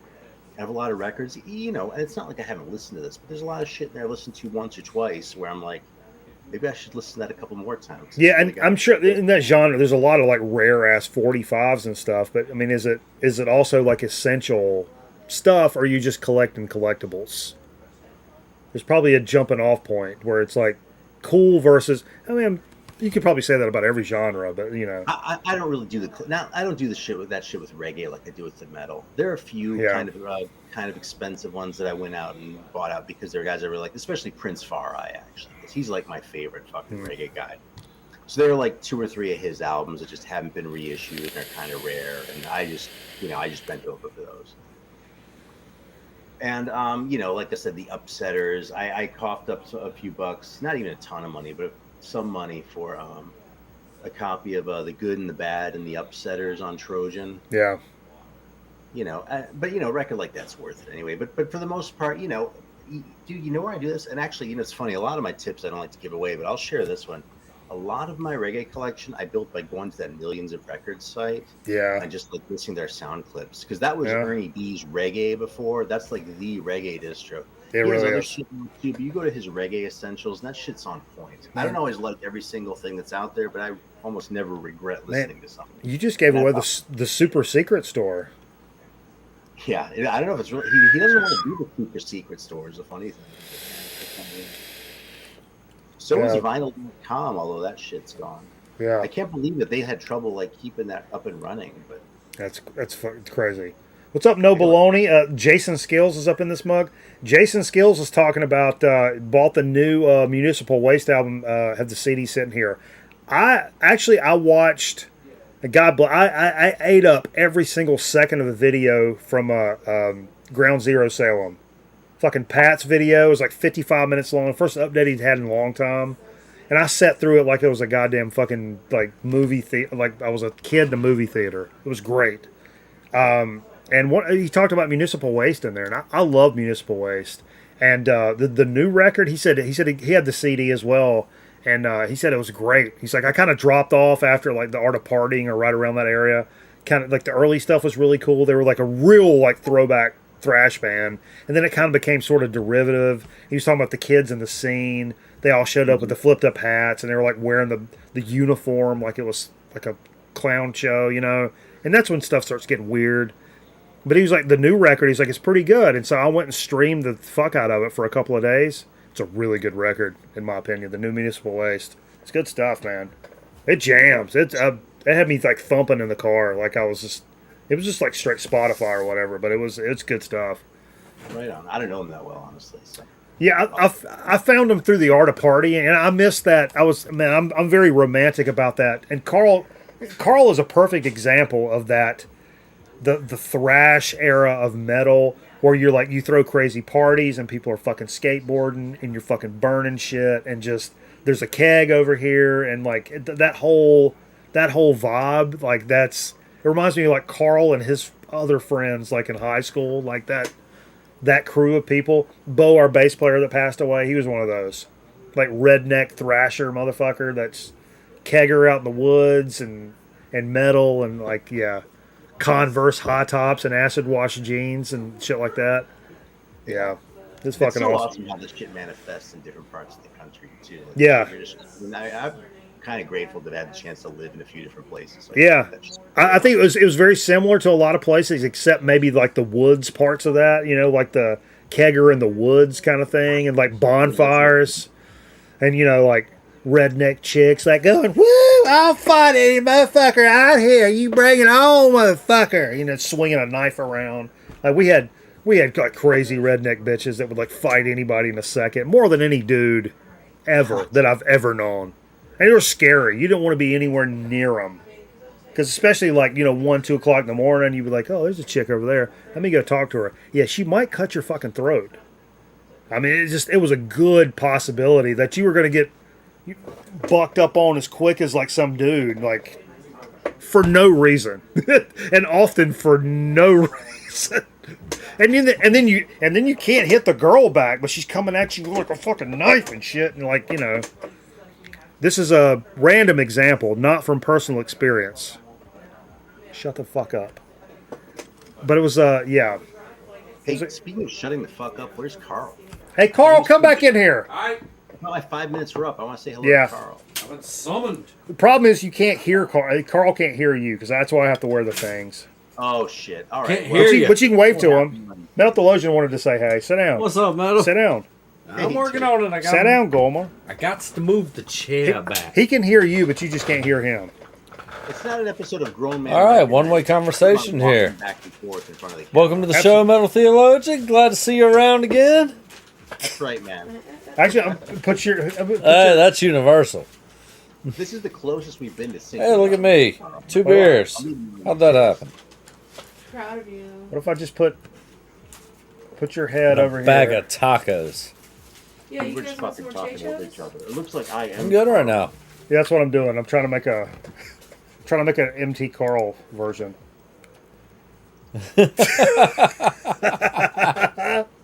I could have did a better job, but you're so tan, bro. You've never been this tan in your life. Yeah. Been getting some sun lately. Good to see. The Working light that yard. A little more pale, but Yeah. I've never been half that tan. No. I think Carl's got some black in his wood pile. That's what I'm telling you. Dude, my wife keeps saying that. All right. Hey, MT, man. Hey, yo, man, I keep telling her she's got to stop. She's going to fucking ruin my credit score. Okay, Carl, you're cut off. All right, MT, I'm cutting you off. Speaking of which, All right, man. Thanks for having me. we love you, brother. Later, man. Take care. I want that belt buckle. I'm square. All right, there it goes. All right. All right, after much ado, we're back. Good to see Metal Theologian dropping in. Always a good time. Explains Carl. Says the Carl. Yeah, should we do? Let's do some marbles. Tell us a Yeah, story, let's Carl. run some marbles. Oh, my Okay. phone is all the way back there. Before we get to dig of the week, and I got a couple of things for dig of the week. I see. Oh, wait a minute. I got something I want to talk about real quick. Just off the cuff thing. We've been dropping a lot of Third Man Records stuff. This isn't a political thing, is it, Carl? No, absolutely. Okay. This is a record store thing, Okay. man. And just I want other people's opinions on this. Gotcha. So, didn't talk about this a lot earlier. Back Do you in need one of these, Carl? I sure do. Back, it's that time of the night. Back in April, me and the wife took a week vacation to Nashville. First time been to Nashville. Went to the Grand Ole Opry. Saw some other music. Saw music every day we were there. I like music now. Really cool, man. Really cool. Did the Lower Broadway Music Row Nashville thing. It's a tourist trap, man. It's Myrtle Beach for country music. Oh, is that right? Yeah, That's it's I've a never been tourist up trap. there. But outside of that, there's a lot of other cool stuff going on in Nashville. Hit up several record stores. Grimey's, which is well known. Bought some great stuff there. Really liked it. That's a big store. That's known, I've heard that's yeah. kind of the one, but also you should also visit. There's others another 'cause one it's in so- East Nashville. I can't remember the name of right now. Smaller than Grimey's, but cool nonetheless. In an old house. Had that small time, local record store feel to it. Decent selection, not a lot, but fair prices. I said this Free actually. stickers. Actually, before Nashville got a punk sing. Jason's asking. I don't. Not that I know of. I mean, I'm other than like No. the outlaw country style, like country punk business. Well, what's that? Jason, where the Schizos? That label, the Schizos. I know they're out of Louisiana. Schizos. They're out of Louisiana, but that label is out of Nashville, is it not? I don't know. So that's got to be. I don't know if it's just a label or like whatever. But well, it's just Marbles is updating, but it's updating super slow. I got gig up and down, and this is pissing me off. All right, well, I got a little more to talk about on this anyway. Keep going, Carl. So, my whole record store Nashville story. So, we go to Third Man Records. Played some stuff from Third Man earlier tonight. Jack White's spot, everybody knows. But, you know, good record store, lots of selections. So, we're in there, we're picking up a few things, and walk up to the counter, and, you know, they got a stack of stickers beside the register. You know, just Third Man Records stickers, like you pretty much any record store sports these days. Sure. So we're buying, you know, $30-$40 worth of records, and the wife's like, "Hey, can we have a sticker?" And the girl looks at us and is like, "There's a price on those?" Oh man. And it's like $2. I'm not paying $2 for your fucking sticker. This is, I mean, as far as I can tell, like, if most record stores, especially cool record stores, they got the stack of their logo sticker by the register. Yeah. If you're spending money there, you're getting a free sticker. Yeah, if you just mean, walking off the street and say, "Can I get a sticker?" Then no, but if you're paying Then it's $30, a dollar or two. If or you're whatever. spending $30 or $40 on records, Dude, then it's pissing me off. I mean, there's all the places are like King's Records up here. You're getting a free sticker. He's Skull he's Kids, more than Yellow anybody. Dog. Yeah, he gives away more stickers than anybody. I'm having trouble with my Steam. Even the big time spot Lou's Records out in Encinitas, California. Encinitas. Yeah, you spend some money You've there. been in Encinitas? Yeah, when I went out hanging with Trav. Really? Yeah, Cardiff, Encinitas. Outside of San Diego? Yeah, north of San Diego. That's where Dr. Disrespect lives. Really? Encinitas. I love Encinitas, man. That's a great fucking town. That's where Dr. D lives. That's awesome, bruh.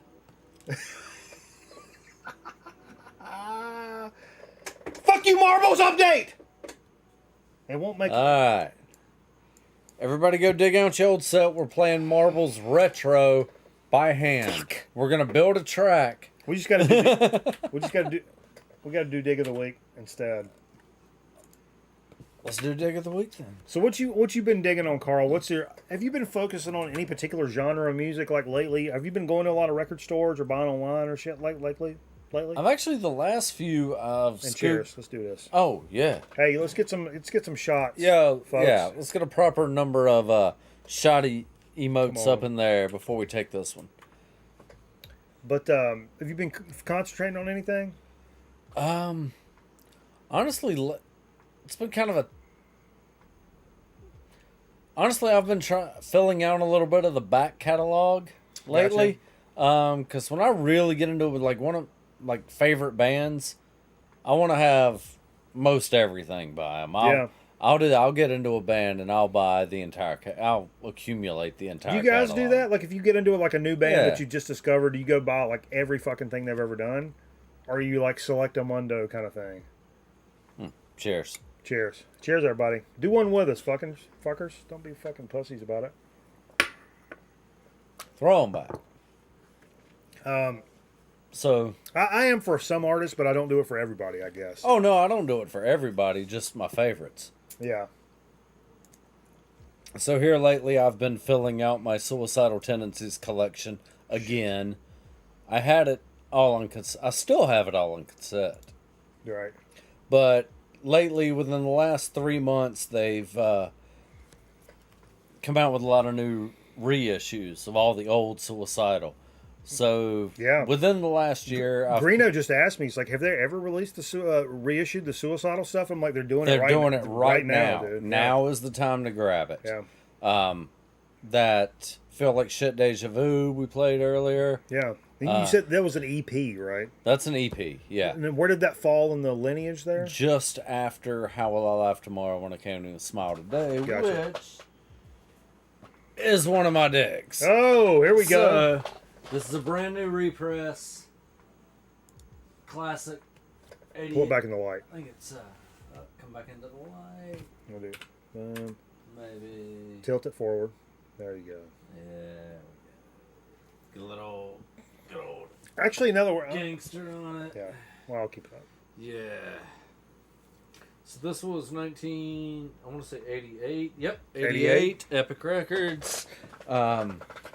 This is a new reissue, just came out. They released it, I think, in May. So was Lights, Camera, Revolution the next one after that? After the EP, Feel Like Shit. After the EP. So you had the This self-titled, one, EP, and then the Lights, Camera. and then Lights, Camera, Revolution. Because that's kind of where I jumped on back then. Which I picked up last year.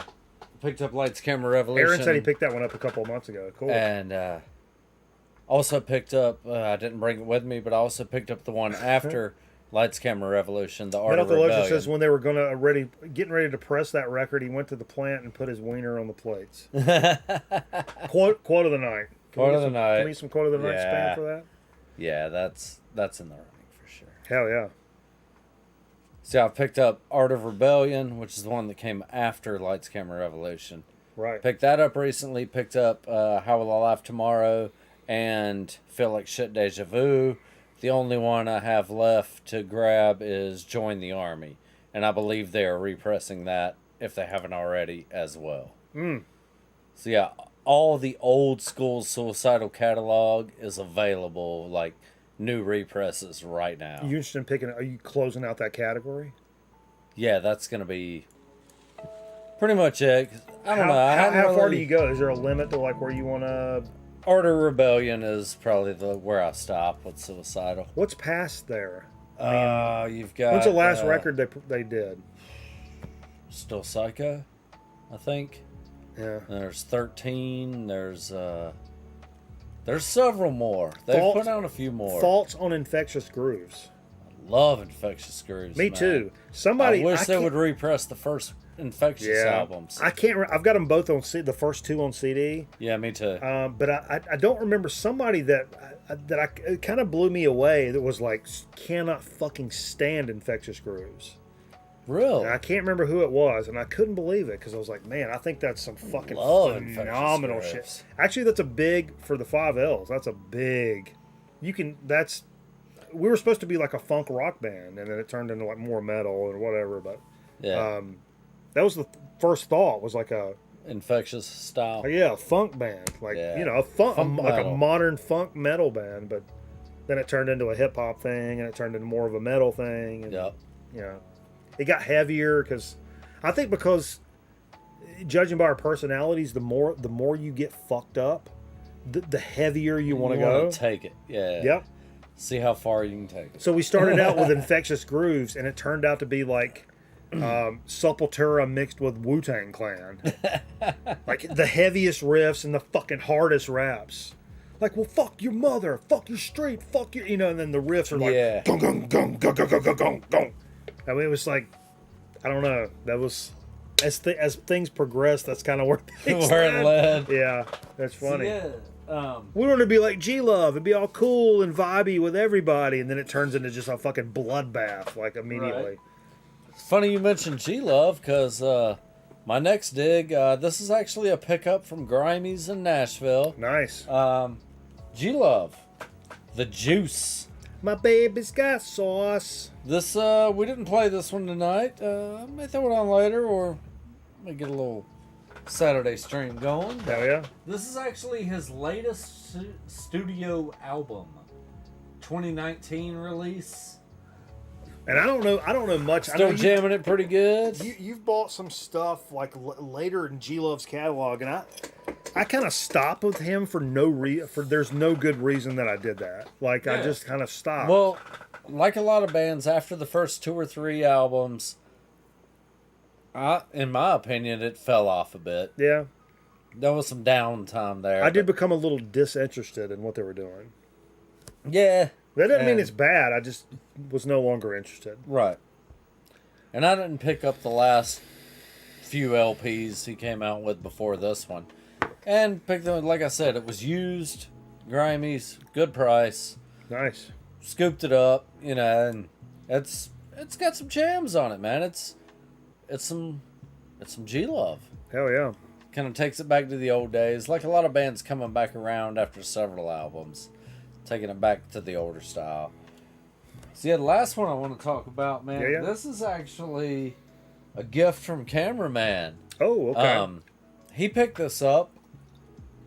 We were all hanging together at King's Records, and Cameraman bought this album.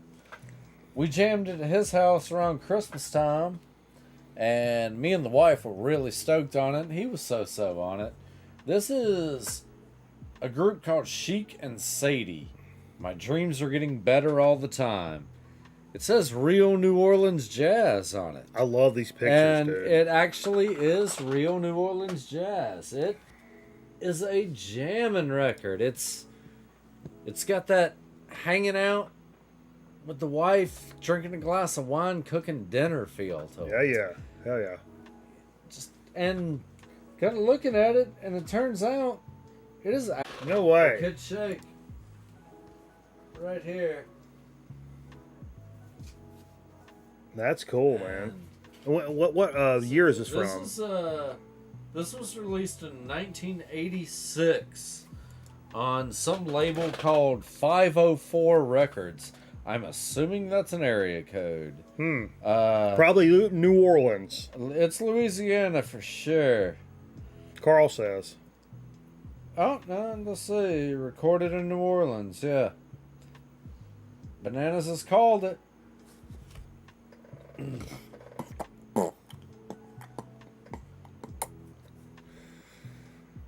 Yeah, these people played from the... Call them. Has it got their phone number on it? Let's call them. Nah, these people have passed, man. This entire band was born before 1920. Speaking of NOLA, I need to pick up the Down NOLA record. Down? Yeah. Yeah. That was a reissue that was available on Amazon. I wonder if it's still available. Somebody look that up. I need to pick that up. Stone the Crow. Hey, Jay, have your knee look that up. Bury Me in Smoke. Oh, yeah, Bury Me in Smoke's a good song. Oh. If you guys didn't know, Jay has been gone for about an hour. Hence the lack of knee in the shot. Correct. My knees just don't compare, man. They don't shine like... They're trying to shine, but they don't shine like Jay's No, do. They shine like They're a... looking like a couple of eyeballs. Carl's all messed up, everybody. Hey, do me a favor, Carl. Hand me that record album laying flat on that guitar amplifier over here. I picked up a couple of records, a couple of monster albums that I'm super stoked to bring to the table. One in particular, but this one also, I mean, for fuck's sake. I actually bought this yesterday on Amazon, and the motherfucker was here today. That's A crazy. service. That's crazy. And it's been kind of on my mind for a while, and I'm like, dude, buy this, because it was a little bit on sale. Like $17. Oh, dude, you got to scoop it for $17. Johnny Thunders and the Heartbreakers. LAMF. Now, this is the Lost 77 mixes. So, one of the most iconic records, and Johnny Thunders is one of my new, like, obsessions. Like New York Dolls and the whole Thunders kind of thing is kind of my new obsession. I love the fuck out of all this stuff. But apparently this recording from 77 is notorious for being really muddy and just a shitty ass job of putting out a record. Right. 94, I think they remixed it. They may have done a CD or blah, blah, blah. And like 2017, I think is when the actual vinyl got reissued. And it's, man, I know this record very well. I don't have it on vinyl. You And, do now. Man, I'm really, really happy. A lot of people, this is the way this record is supposed to sound. Yeah, get that up in there, that bitch. Back it up to the light, though. Look at the light. Look at the light. It's the way this record is supposed to sound. And man, that's their best recording by far. Yeah, I'm really excited. I You recently ain't even broke the seal on that yet. Oh no, have this you? literally came in like breaking news came in like Yeah, Mike's unboxing this when I walk in the door to get here this evening. absolutely. I couldn't believe they were like, "Oh, it'll be here tomorrow." And I'm like, because I was like, I wasn't going to buy it until they were like, "It'll be here tomorrow." And I'm like, "You mean before the show?" And I'm like, "Well, Yeah. fuck, I'm buying it right now then." And I've been really. This has been in my cart. It's been on the kind of the top of my list, and for some dumb reason, I've just not pulled the trigger because I'm a fucking idiot. But I did yesterday, and I'm really excited about this. And I love that whole Thunder's like rock. I mean, it's punk. I mean, don't get me wrong. It's very much roots of punk rock, but don't let that kind of. A lot of people that don't like or like like Steve. Doesn't like punk rock. Well, no, it's not that he doesn't Well- like punk rock. He didn't grow up as like a punker. Yeah, yeah. And so where you're like, hey, I got this punk band. Steve's expecting something. Steve probably has something in his head. A certain preconceived sound. And I think like bands like X have Yeah. kind of like changed that a little bit. And a band like New York Dolls or any of the Johnny Thunder projects will do that as well. Because it's like Rolling Stones rock and roll. Yeah. 145 It's anthem. like Yeah. it's rock and roll music. It's It's like social distortion. it's like 50s rock and roll kind of stylings with a punk attitude attached to it. Yeah. And that's fucking I mean it's Chuck Berry, Rolling Stones, but like with punk. Rockabilly, like Yeah, man. that whole feel. And, yeah. Yeah. Yeah, social distortion is a good example. Hey of Luke, that. yeah, you mentioned Down a few yeah, that I've had that Down CD for so long, and I think when I first started like actually looking at records on Amazon, Yeah. I looked it up and it was like $25, and I'm like, oh, I should just grab that right Not now. too bad. And like now, people are saying it's like currently 36 or $37 was $28.49 a week ago. Yeah, so it's one of those you need to catch on sale or whatever. Record inflation. Yeah, or just record.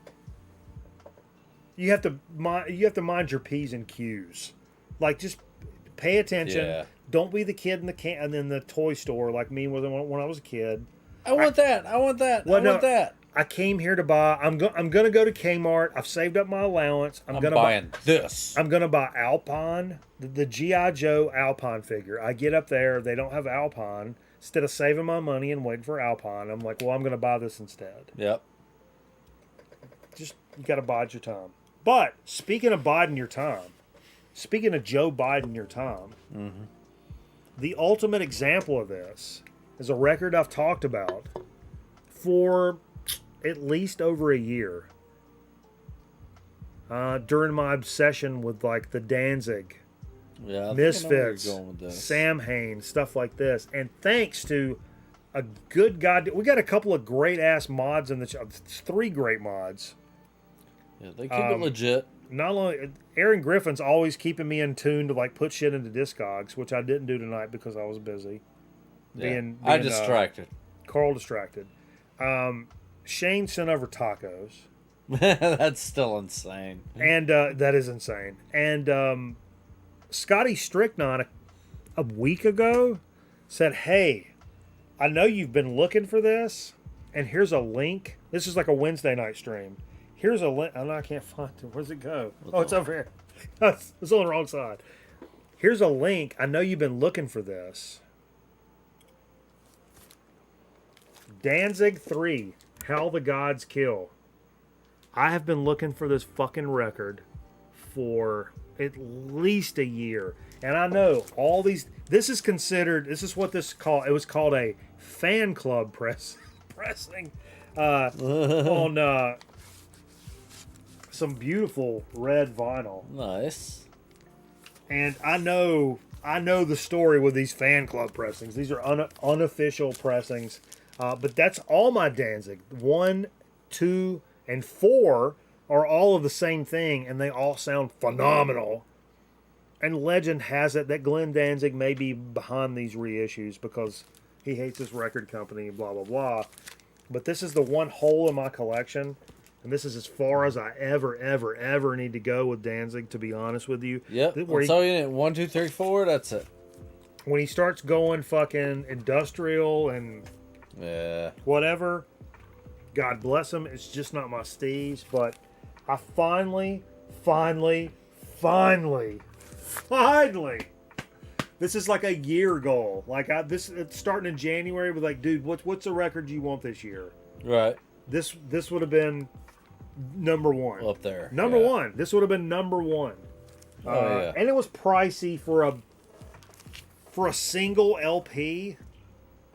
Was it brand new or Brand new. 35, 40? It was to the house 40. Yeah. But That's how the new pressings go with like some of the hot shit these days. and they kind of got you. Yeah, And they got you. I debated it with Steve. I was like, man, I know, like, look, it's right here. This is the record I want.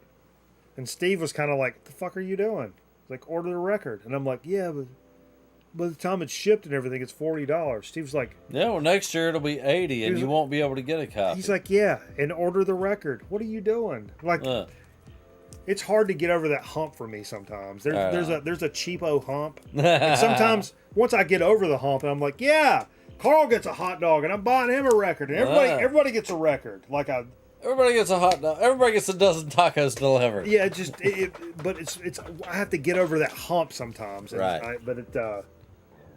Dude, Scotty, it shipped in like 2 days, and like I haven't played it yet. But I don't know what it sounds like because I was waiting for you guys. I always wait for you guys. First time you, first time me. Mm-hmm. I never order a new record and experience it without experiencing it with you fucking idiots. Ever.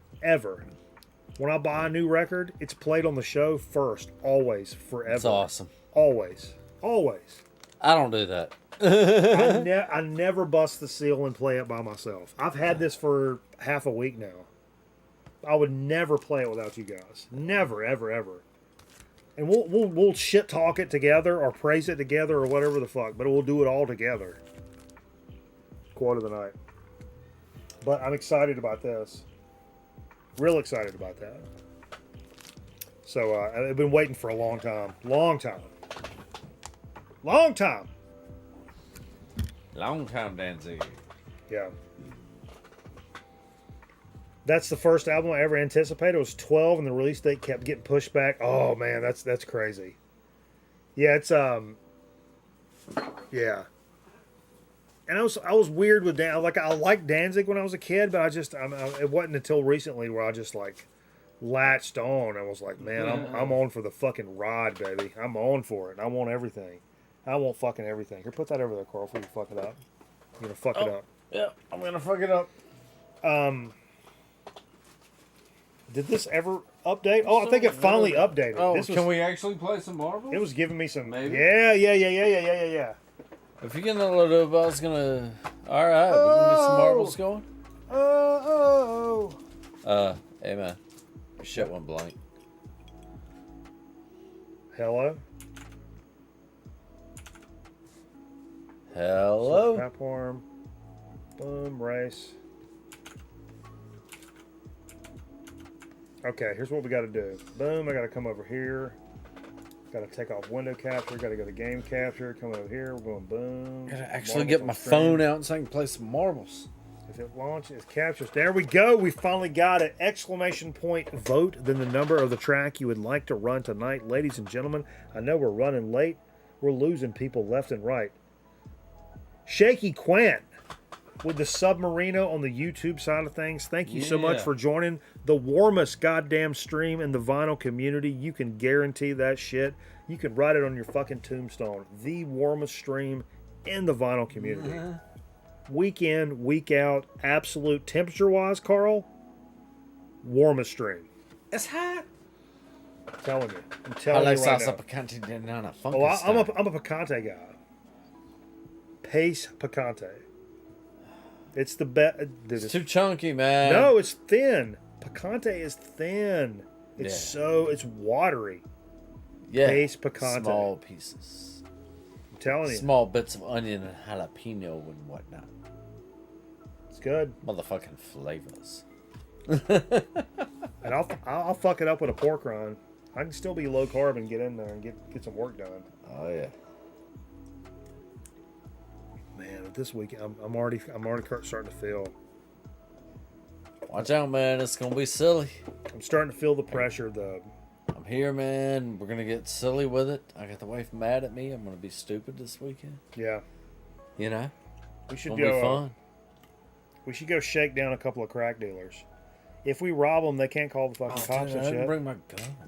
I got. Oh, you got one I can borrow. Oh, I got plenty of guns. We should. Oh, we we should. all do. We should go rob some crack dealers, and they can't call the cops. And we take that money, and we go buy meat with Then we it. get my crack. And we could go buy crack with it, or meat, Or whatever. meat, or yeah. either way, however you want. Oh. However you want to. So I rolled in a food line on the way into town. That's my to favorite way grab to me start a some story. beers. Yep. And they had the big sign out front, Boston Butts, 99 cents a pound. Somebody told me about this. So, Did you bring a butt with you? no, I didn't, Oh, but I'm I was saying, man, we might throw one on some... Well, no, if we're going to go to that show tomorrow night, then... I'm loose on that. I'm loose on it. Yeah, that's a, who's driving? Yeah, and yeah. It's too far to Uber, and, I like to have some beers at a show. There's some underlying questions about that, but Yeah, but I'd still be down to go to, what is it, a bar, club, sure. something like that. I shot there. It's at a You should 20. know the answer. It's at a 20s themed 3-story establishment. Rooftop bar type business? He's playing in the basement, but So no, there's minimum bars with. I mean, there's levels with duck pin bowling and like golf simulators. Oh, right on. And there's other, but and you, this is the Steve said this is that Steve's playing. That's what we're talking about. He did say there's this. It's awesome, but also really dangerous. They have all these taps on the walls, and you like put your debit card in or whatever. Yeah. And then you pay by the ounce. They have one of those in Wilmington. So you can yeah. buy you can get like half a beer, and you're just paying by the ounce or Yeah. whatever. But Steve was like, "Yeah, that sounds cool." He's like, "I walked out of there with like a fucking $70 bar tab." And I was like, Yeah. "Wait, what? I feel like I drank like 4 beers and I paid like $70." Yeah. Like, yeah, so I don't know, but Yeah, there's one of those in Wilmington. Hadn't uh, been there, but heard all about it. yeah, Yeah. Pour your own, get whatever, sample whatever you want. Just okay. pay by the ounce. All right, how's the vote coming? Let's get. I'm on with it. abstaining from the vote. Okay, we got 2 for this one, 2 for this one. Oh, it's 2-2-2. Anything We got bigger a than big 2? tie. Somebody's got to break the All tie. right, fuck it, I will. Several if you pay attention. We got 2 for Coils of Power, 2 for Mountain Pass, 2 for Mountain Mingle. Folks, get in here. 5 for 38 if you. 38? Yeah. 5 of them. Oh, mine won't go down to 38. Oh, here it goes. 38. This I mean, game's there acting wasn't real. my vote, but It's acting really weird. Like it won't go down to 38, but I'm letting it do it. Here it comes. wait. No, 38 says 2 as well. For me. I see in the chat 4 people voting. For I know. 38? 3 people voting for 38. Okay, yeah. we're doing 38 then. It's acting weird. The whole game is glitched. You guys are glitchers. Somebody's a glitcher in here that's glitching this up. Yeah, that's racist. Exclamation point play. Exclamation point play. For fuck's sake. Love of God. Exclamation point play. I'm not here to live your life for you, but I'm just telling you, exclamation point play right now. I'm here to live your life for you. It's all Luke. I'm gonna live my life Luke and your messing this life up? and his life and her life. Screw y'all. I'm having fun. Carl's exclaiming. What's Carl think? Carl thinks he had a Red Bull before the show. Did you have a Red Bull, Carl? I did. Had a Red Bull before the show, and How's that working out for you? pretty well. I'm Try that. drinking a lot of beer and not getting tired. And trying a Bud Light Seltzer Hard Soda there are 4 words there that piss me off. Come on, Carl.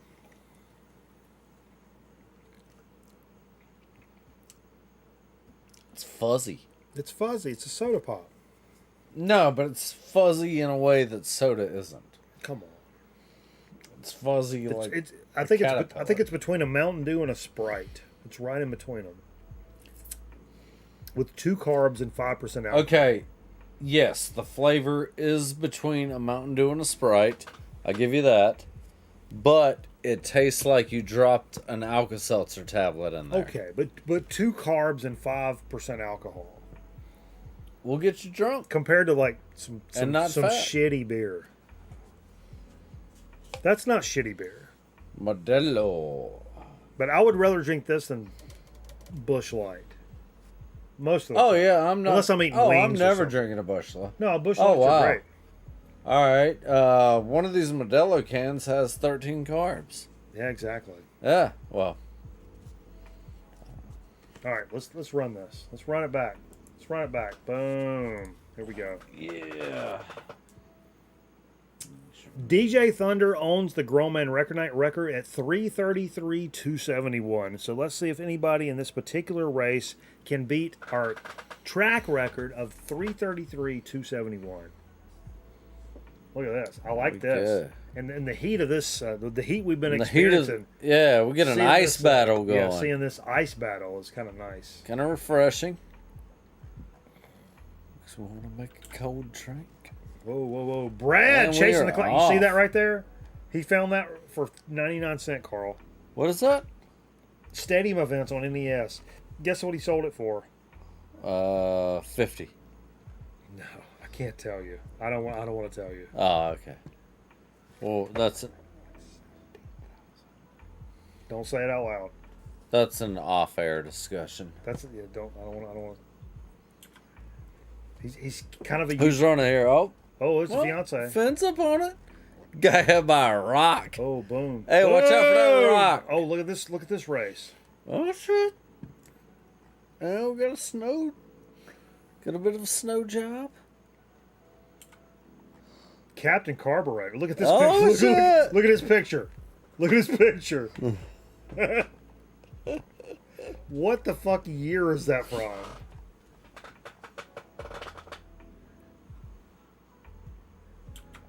Metal Theologian's up here, lollygagging along Yeah. like some sort of something. There's Brad back in the mix. Scotty Strychnine though, also making power moves to shower moves. in the mix. Power moves to shower moves is the name of the game right now. Whoa, whoa, Oh, whoa, yeah. whoa, whoa, whoa! Big Bad Luke. Whoa! Busting out. Had one drop right on its fucking head, man. God bless him. That was Rolling. intense. That was intense. Oh, stalled up. Stalled up. He's stalling. Carl, that he's stalling. motherfucker's falling off the side and shit. He's calling. He's stalling, Carl. Stalling. Look at Aaron Griffin. Oh, he's off the board. Look at him puking. He's such Oh, he's over the a, side. he's the fiance making power moves to shower moves. Also stalled up though. Having a tough time right here. Taking this middle route, which is a little bit dangerous with no sides. Oh, and but made it but still into the makes it. mixer. But still makes it. Yeah. Solid lead for the fiance. That's a big lead. For this, That is. for That's this a track, really Carl, big lead. This is a big lead. Yeah. Oh, whoa, whoa, whoa. Oh, what's this? What's this broken? Jammed up. Everybody's jammed up. Oh, hang on. It's a brand new ball game. She's close to the finish, but jammed up. Boom. Nebulous I think- Prowler comes sliding in. He's also jammed up. Look, they're look. Whoa, Oh. whoa, whoa. And now it busts with 3 of Here them. we go. We got a race to the finish. We got a race to the finish. Through the ice pack. Who's got Big Bad Luke? Where the hell did he come from? Out of nowhere. Literally Oh. out of nowhere. No. Oh my God. Oh. Literally out of nowhere. Big Bad Luke. And we'll wait for the official decision, Carl, for Oh, Christ's yeah. sakes. Absolutely. Literally out of nowhere. Photo finish. Thin air. Literal thin air, Carl. I don't even know what we just watched right here.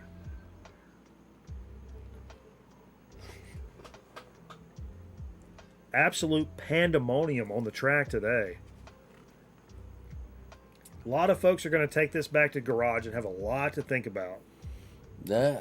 Lot to think about. Let's take a look at the final Finn results. back in third. 3:15. That is a new track record for the Grown Men Record Nut community. Somebody been souping up his marble? Nebulous Prowler right behind him, as well as the Fiance Finanigans, Noisy Beast, Mel Theologian, Scotty Strychnine, Chasing the Classics, Skinny Artist, also, and Zonkman, also breaking the track record. Our top finishers. I didn't enter this race. I just realized that. That's why everybody else won. Yeah. Huge group of people. Good times, man. Holy shit. Got a good crowd in. I didn't. Good race. Hold up. We should do something. Hold Should up. have Sprite in here. Yeah, I know. The continuing adventures of Mel Sorry. Barr Superstar. Let's run these then. We'll be right back. With his affordable Ford. Yes, use your trade plus $1,000 down, and you can buy this 1981 Plymouth Horizon or this 1981 S-Plus for only $99 a month. Or you can buy this 1982 EXT for only $115 a month. Those deals cannot guarantee you $1,000 for your trade or for service to midnight, and they cannot fly either. Greenfield and 10 Mile. It's been said that good things come in small packages. Well, I'm going to prove that to you right now. See what I have here? The finest tasting meat spread you ever have tasted. I could talk all night about how downright good these meat spreads are, but folks, you've just got to taste them. Burns deviled ham, Burns potted meat, and Burns tongue and veal. They're all quality meat spreads. What could be easier or tastier when you have to make takeout lunches or late snacks? And as a special offer, when you buy 3 tins of Burns meat spreads, you receive absolutely free this beautiful meat spreader. So handy for making sandwiches. Yes, and they're really economical, too. Try these sandwich spreads at your house.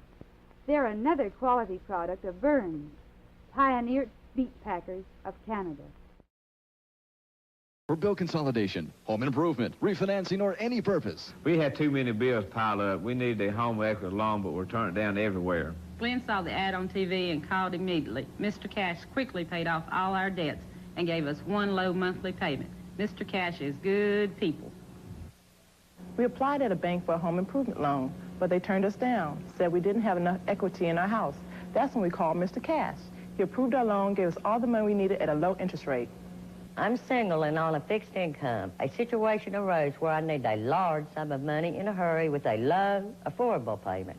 I called Mr. Cash, and Mr. Cash came through for me. Thanks, Mr. Cash.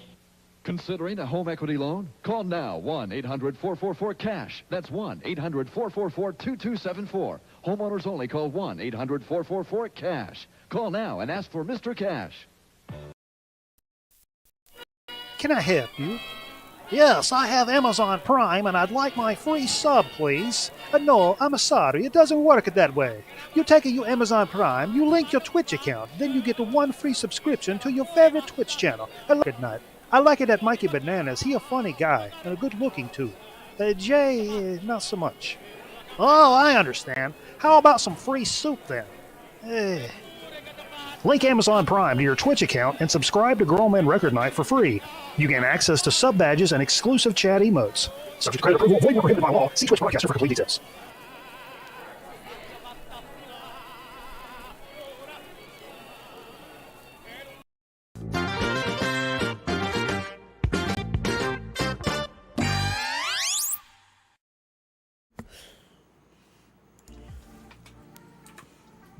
All right, folks, we're back live and in charge of things. Getting ready to do a little, so to speak, shit. And, I mean, I think we should, let me just launch right into it. Let's do it. To this day, when I hear it play, I just got to rock and roll. We were born to rock. We were born to rock.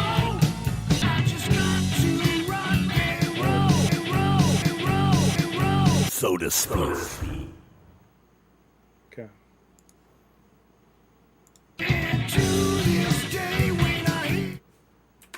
All right. It's a little so to speak action. You know what I'm saying? Like, so to speak is not always, unlike the chip situation, so to speak is not always a brand new thing. Sometimes it's just a vibe. And sometimes we fall into some like brand new stuff. But tonight I had something in my head and I really wanted it. It's one of my absolute favorites of all time. And especially since I've been on until Shane ordered tacos over here. I've been on a super low carb kick, trying to get back on the train. And yeah, we ate them damn tacos. But this right here, Carl, take yours up to the camera if you would, in the middle of the thing here. This is Barrett's sugar-free ginger beer. It's Bermuda's favorite. Pull it back into the light. Look at the light. Pull it back. Let's see if I can do this. Hold on. Let me try something. Get out of there. Go to camera 2. Jerry. I may be able to. Jerry, now. take it to camera 2. I'm trying to take camera 2 now, but I have to. Hold on, we'll get Jerry on it. It'll be all right. I have to be coy about it. The real McCoy. Boom. I'll come over here and we'll do this. Let's try this. And we're going to one moment please it. I'll please it for one moment. I'm not even going to adjust the colors, which it's way out of sorts here. Oh, it's out of sort. Sugar-free ginger beer from Bermuda. And you can see the consistency of this. It's like, it looks like lemon juice and dirty water. Seawater. It's one of my favorite shits that you can find at your local grocery. Oh, these are good. This is really good right here. One of my favorites of all time. A ginger flavor is forward. It comes through strong. The ginger flavor is forward, but also is like almost like a lemon or a lime juice. Yeah. So it's like it's got a citrusy, and then you got that cane sugar. No. Oh, there's these no are sugar free. Mm. Exactly. They're so good. They're pretty expensive. This is one of my favorite sodas of all time that we've ever done on the show. Yeah. Which is why I've kind of went back and got this for tonight. Because I'm trying, like for the low carb thing, I'm trying. And it's tough when you get into the habit of like, it's Friday, it's Saturday. These are the days that I'll really cut loose and go fucking bonkers. Right. It's tough to reel that back in to something that's manageable. Yeah. In addition to like, I'm still going to get all fucked up and we're going to get all crazy. But like, in terms of like food and drink, it's still tough to manage that. But stuff like this really helps that. Phenomenal Zero sugar, stuff. 0 carbs. How does it compare to Blinum's? It's not the same thing. Because Blinum's is a straight up like American ginger ale, and it tastes like ginger ale. You can tell, but look at the consistency of this. This tastes like raw ginger. Like this looks like the ginger you get like pickled with your sushi.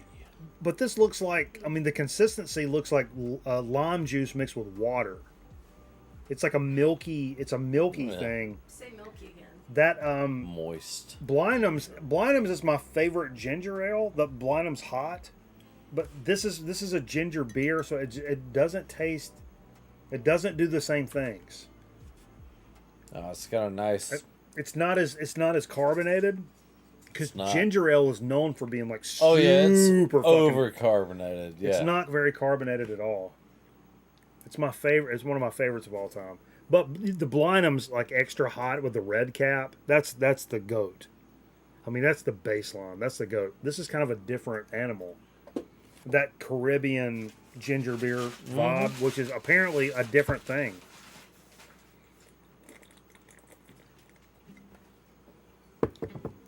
One of my favorites, and I've kind of had it. I've kind of had it stuck in my craw. Actually, you know what it goes good with. Ha ha! As we finish this up, you didn't bring that box in here, did you? What? Elizabeth? What? Lisbeth? Would you hand me that big box by the refrigerator? I mean, the microwave roller or something? beside the microwave. We got a box. Michael? Yeah, the box. The microwave. It was beside the microwave. There we go. Yeah. Let's try this before Yeah. we do that. Yeah, don't caramelize it. Caramelize it? Yeah. Aha. It's one of the wife's new things. Caramelizing it. I'm not a chaser guy, but you need to caramelize that wound. Shot of vodka, shot of ginger beer. What are you, the fucking narrator, Carl? Apparently.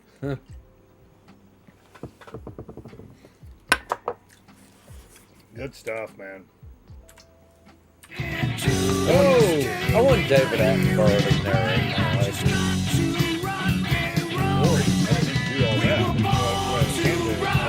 Potato chips. Oh! Potato chips.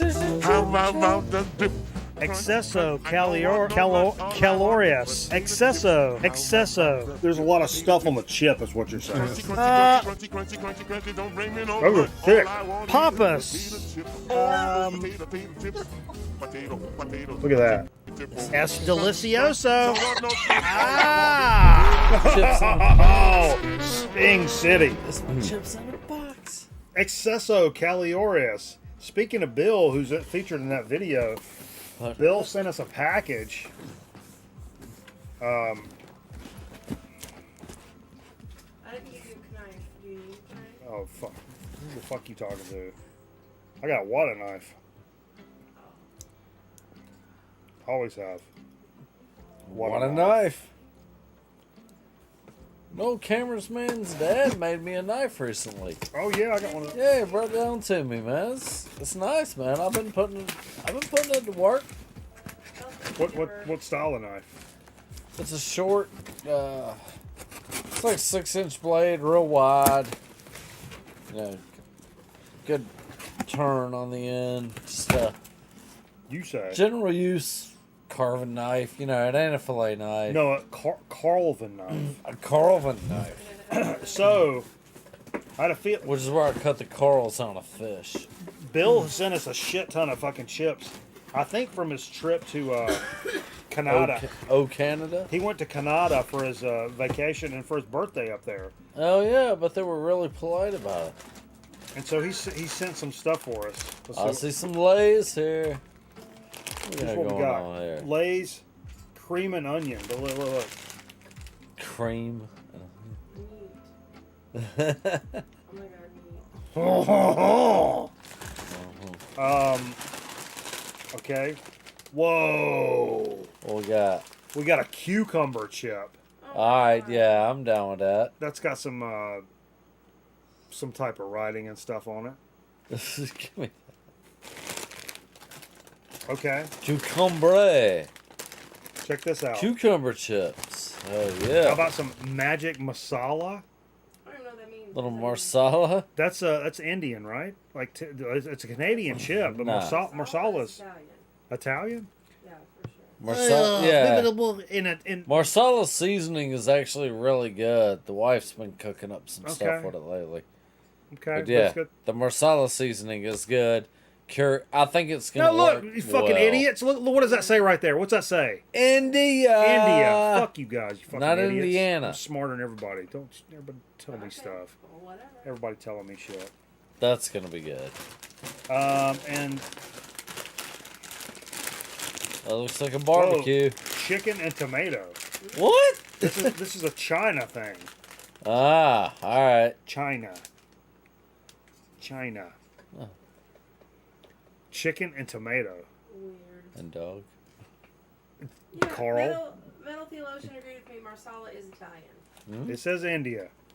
You guys are. Yeah, it's a flavor specialized in India. You guys are Like- dumb. Yeah. Like that's their pizza. Okay. Well, India was colonized by Europeans. I got a so- note from Bill, so everybody shut the fuck up. Ah, Mikey. Okay, so on my Canada vacation, I was on a mission to find some new chip flavors since Lay's has really slacked off in the last year or so here in the U.S. Lo and behold, in the Wyrton Foodland in Ontario, the chip gods smiled upon us as I have significantly cut down on my chip intake. God bless you, me too. The only chip that I kept for myself was the Lay's mashup of ketchup and cheddar. Oh, ketchup and cheddar. Lord. The rest of these science fiction flavors are for the Chip Chat Love Train. God bless you, dude. On the Grown Man Record Night program. Enjoy and entertain us as you always do. Always aggressive. Bill's Box of Sound. Like and subscribe. Blah, blah, blah. Go like and subscribe. Bill's Box of Sound. Man, this dude right here. Let me tell you what. This dude. So, Carl, I'll let you're the guest. I'll let you choose which one. Nope. Oh. Nope. All right, hang on. Let's get them all up here. Let's get them all up here. Let's have a look. We'll do them all, but tonight we're gonna do. No, we're not doing them all. No, I mean, not tonight. Not tonight. Cream, not sour cream and onion, but cream and onion. That doesn't sound appealing. Come on.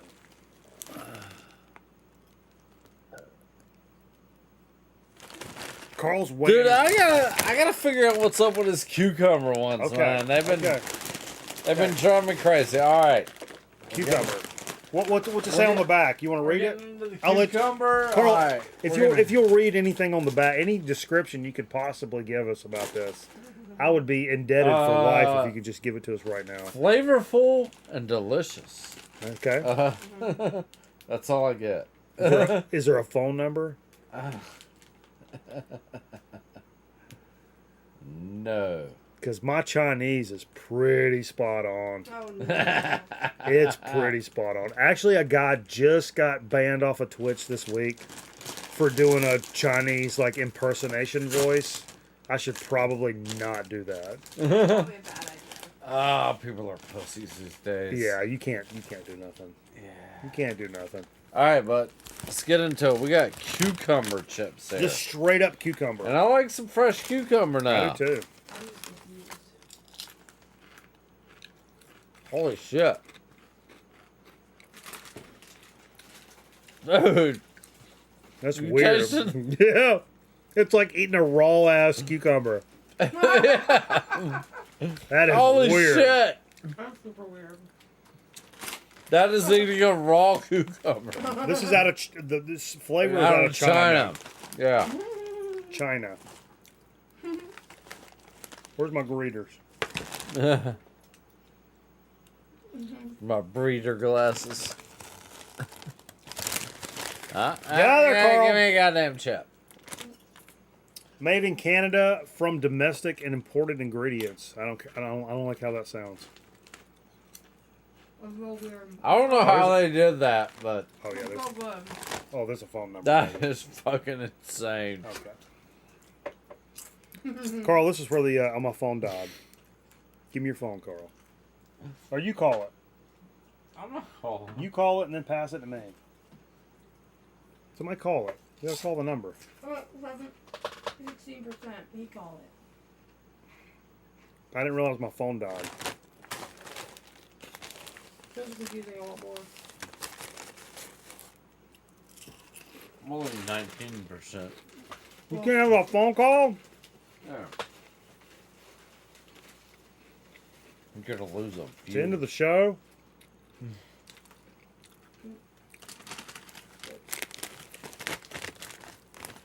Give me the number. 1-800 376 376 2257. There you go. It's gonna be in a machine. Oh yeah. I already hit send. It's calling, bro. Welcome to PepsiCo Foods Canada Consumer Relations. PepsiCo. This call will be recorded. Our offices are closed. Please try your call again during our normal business hours, Monday through Friday, 9 a.m. to 4:30 p.m. So you can go suck it. They hung up on me? Man, fuck them motherfuckers. That's PepsiCo, dude. All I wanted to do was leave you a nice message for just some poor schmuck who hates their fucking job to come back on Monday morning to some drunk idiot that says, "Hey, I like your weirdo cucumber chips. Yeah. God bless you guys. I hope you had a great weekend. Hope you got good and drunk and laid this weekend. Shalom," or whatever it is they do up in Assalamu Canada. alaikum, Is that what they ladies. do in Canada? What do they do in Canada? Yeah, that's A. you nailed it. A. These are good. This is ridiculous. They're really good. Does it actually taste like fresh cucumber? Fresh. Like, they fucking nailed the flavor profile on this. This is Like, spot not cucumber, on. Like fresh cucumber. Like, Yeah, the fresh. It's the not just cucumber. No. Cucumber is kind of a layup. The fresh part where it tastes like dirt, but Where like in a positive way. It tastes like when you go, I don't know how many of you have done this, but when you go out to the garden, These city slickers don't know nothing you about pick that one off the vine, you slice it right there, and eat a piece. That tastes like this. All these fuckers that watch us, Carl, they go to fucking Whole Foods. They pay $9 for what you just talked about. A whole paycheck. Yeah, no. You can grow that shit yourself, man. Yeah, we down here we just reach and grab it. Yeah. Pull it. Eat Bend it. and stoop. Now you got yourself a stew. I'm not gonna follow that up with the rest of that quote. But yeah, that's pretty amazing. Pretty amazing. It's really good. Yeah, that's pretty ridiculous. And it's for those of you that know, if you're vegetable folks, when I say it's not a cucumber thing, it's a fresh cucumber thing. That is a non-cap situation. That is 100% legit. Hey, if you guys could, let's call Jay. That's an idea. Let's call Jay. We'll send Jay like 5 orders of tacos. I mean, if you want to taste this cucumber, why would you? Why the fuck if you put it in a fried potato? I don't know, but it makes it for an makes for a very interesting chip and delivery system. A very economical delivery system. Honestly, a sliced cucumber is basically a potato chip. Pretty much, yeah. We did that last night. That's what I do. Oh yeah, man! I love slicing up a fresh cucumber and just dipping it in various things. 1-800-UCOM. Hot Okay. pimento Aaron? cheeses. Okay, don't let me. Cucumber is a pickle fetus. That may be quote of the night. I'm pretty sure earlier I said something funnier and better and more creative because I just probably did, but that's pretty good. I'm not going to say that's quote of the night because I'm sure something I said was better, but that's pretty good. That's pretty good. If you guys could, of all the stuff we talked about tonight, we go back over to Twitch. If you guys could request one album to start the stream back off with, what would it be? Carl had some Dig of the Weeks. I had some Dig of the Weeks. What do you guys want to hear first? Over on Twitch. If you guys, I know some of you old people, you're 94 years old. I don't know what Twitch is. I don't listen to record albums on Twitch. I'm just a YouTuber. I don't know what to do. I can't click no link. I just know how to get to my emails, Carl. Carl4444 at AOL.CORL. Coral. Goddamn, dude, I'm at Hotmail. But we're going back over to Twitch. We're listening to record albums. Yeah, we're going to play a little more. Maybe, if you spin a geriatric thing or fucks two. can't find us over there, it's your own goddamn problem because we're going to play some record albums. And they're gonna kick ass, and you're gonna miss it, and you're gonna really wish. And then your life's gonna suck. You're gonna really wish. I can't find it. You guys are gonna really wish. Stuff. Oh, I'm on the wrong thing. I'm on the wrong thing. Like completely wrong feed. You guys know what the Twitch thing is. I shouldn't even be looking for this. I still can't find it. 3, 2, 1, boom. There it is. Actually, right when I said that, I actually did find it. Yeah. Yeah. Here's the address. If you want to come over here and hang out and listen to a couple more record albums for the evening, we're going to vibe out for a little while longer. We're not done. We want to hear some fucking more records and just get the weekend going right in the right direction. Looking good, feeling good, smelling good. You know the fucking vibes over here. Appreciate you guys hanging out with us here on the show. Absolutely. Appreciate Good to Carl be coming back. out, making the drive. Fun times on the record night. Yeah. It's always good times, man. And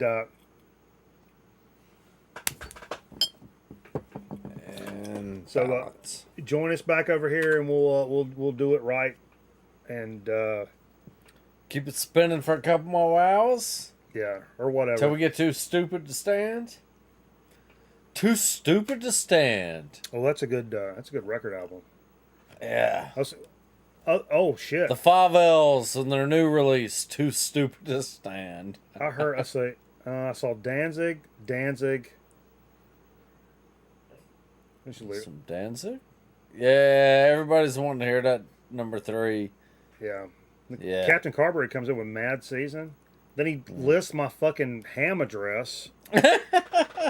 That motherfucker's drunk as shit. Don't dox me. Yeah. How drunk is cameraman at this point? What time is it?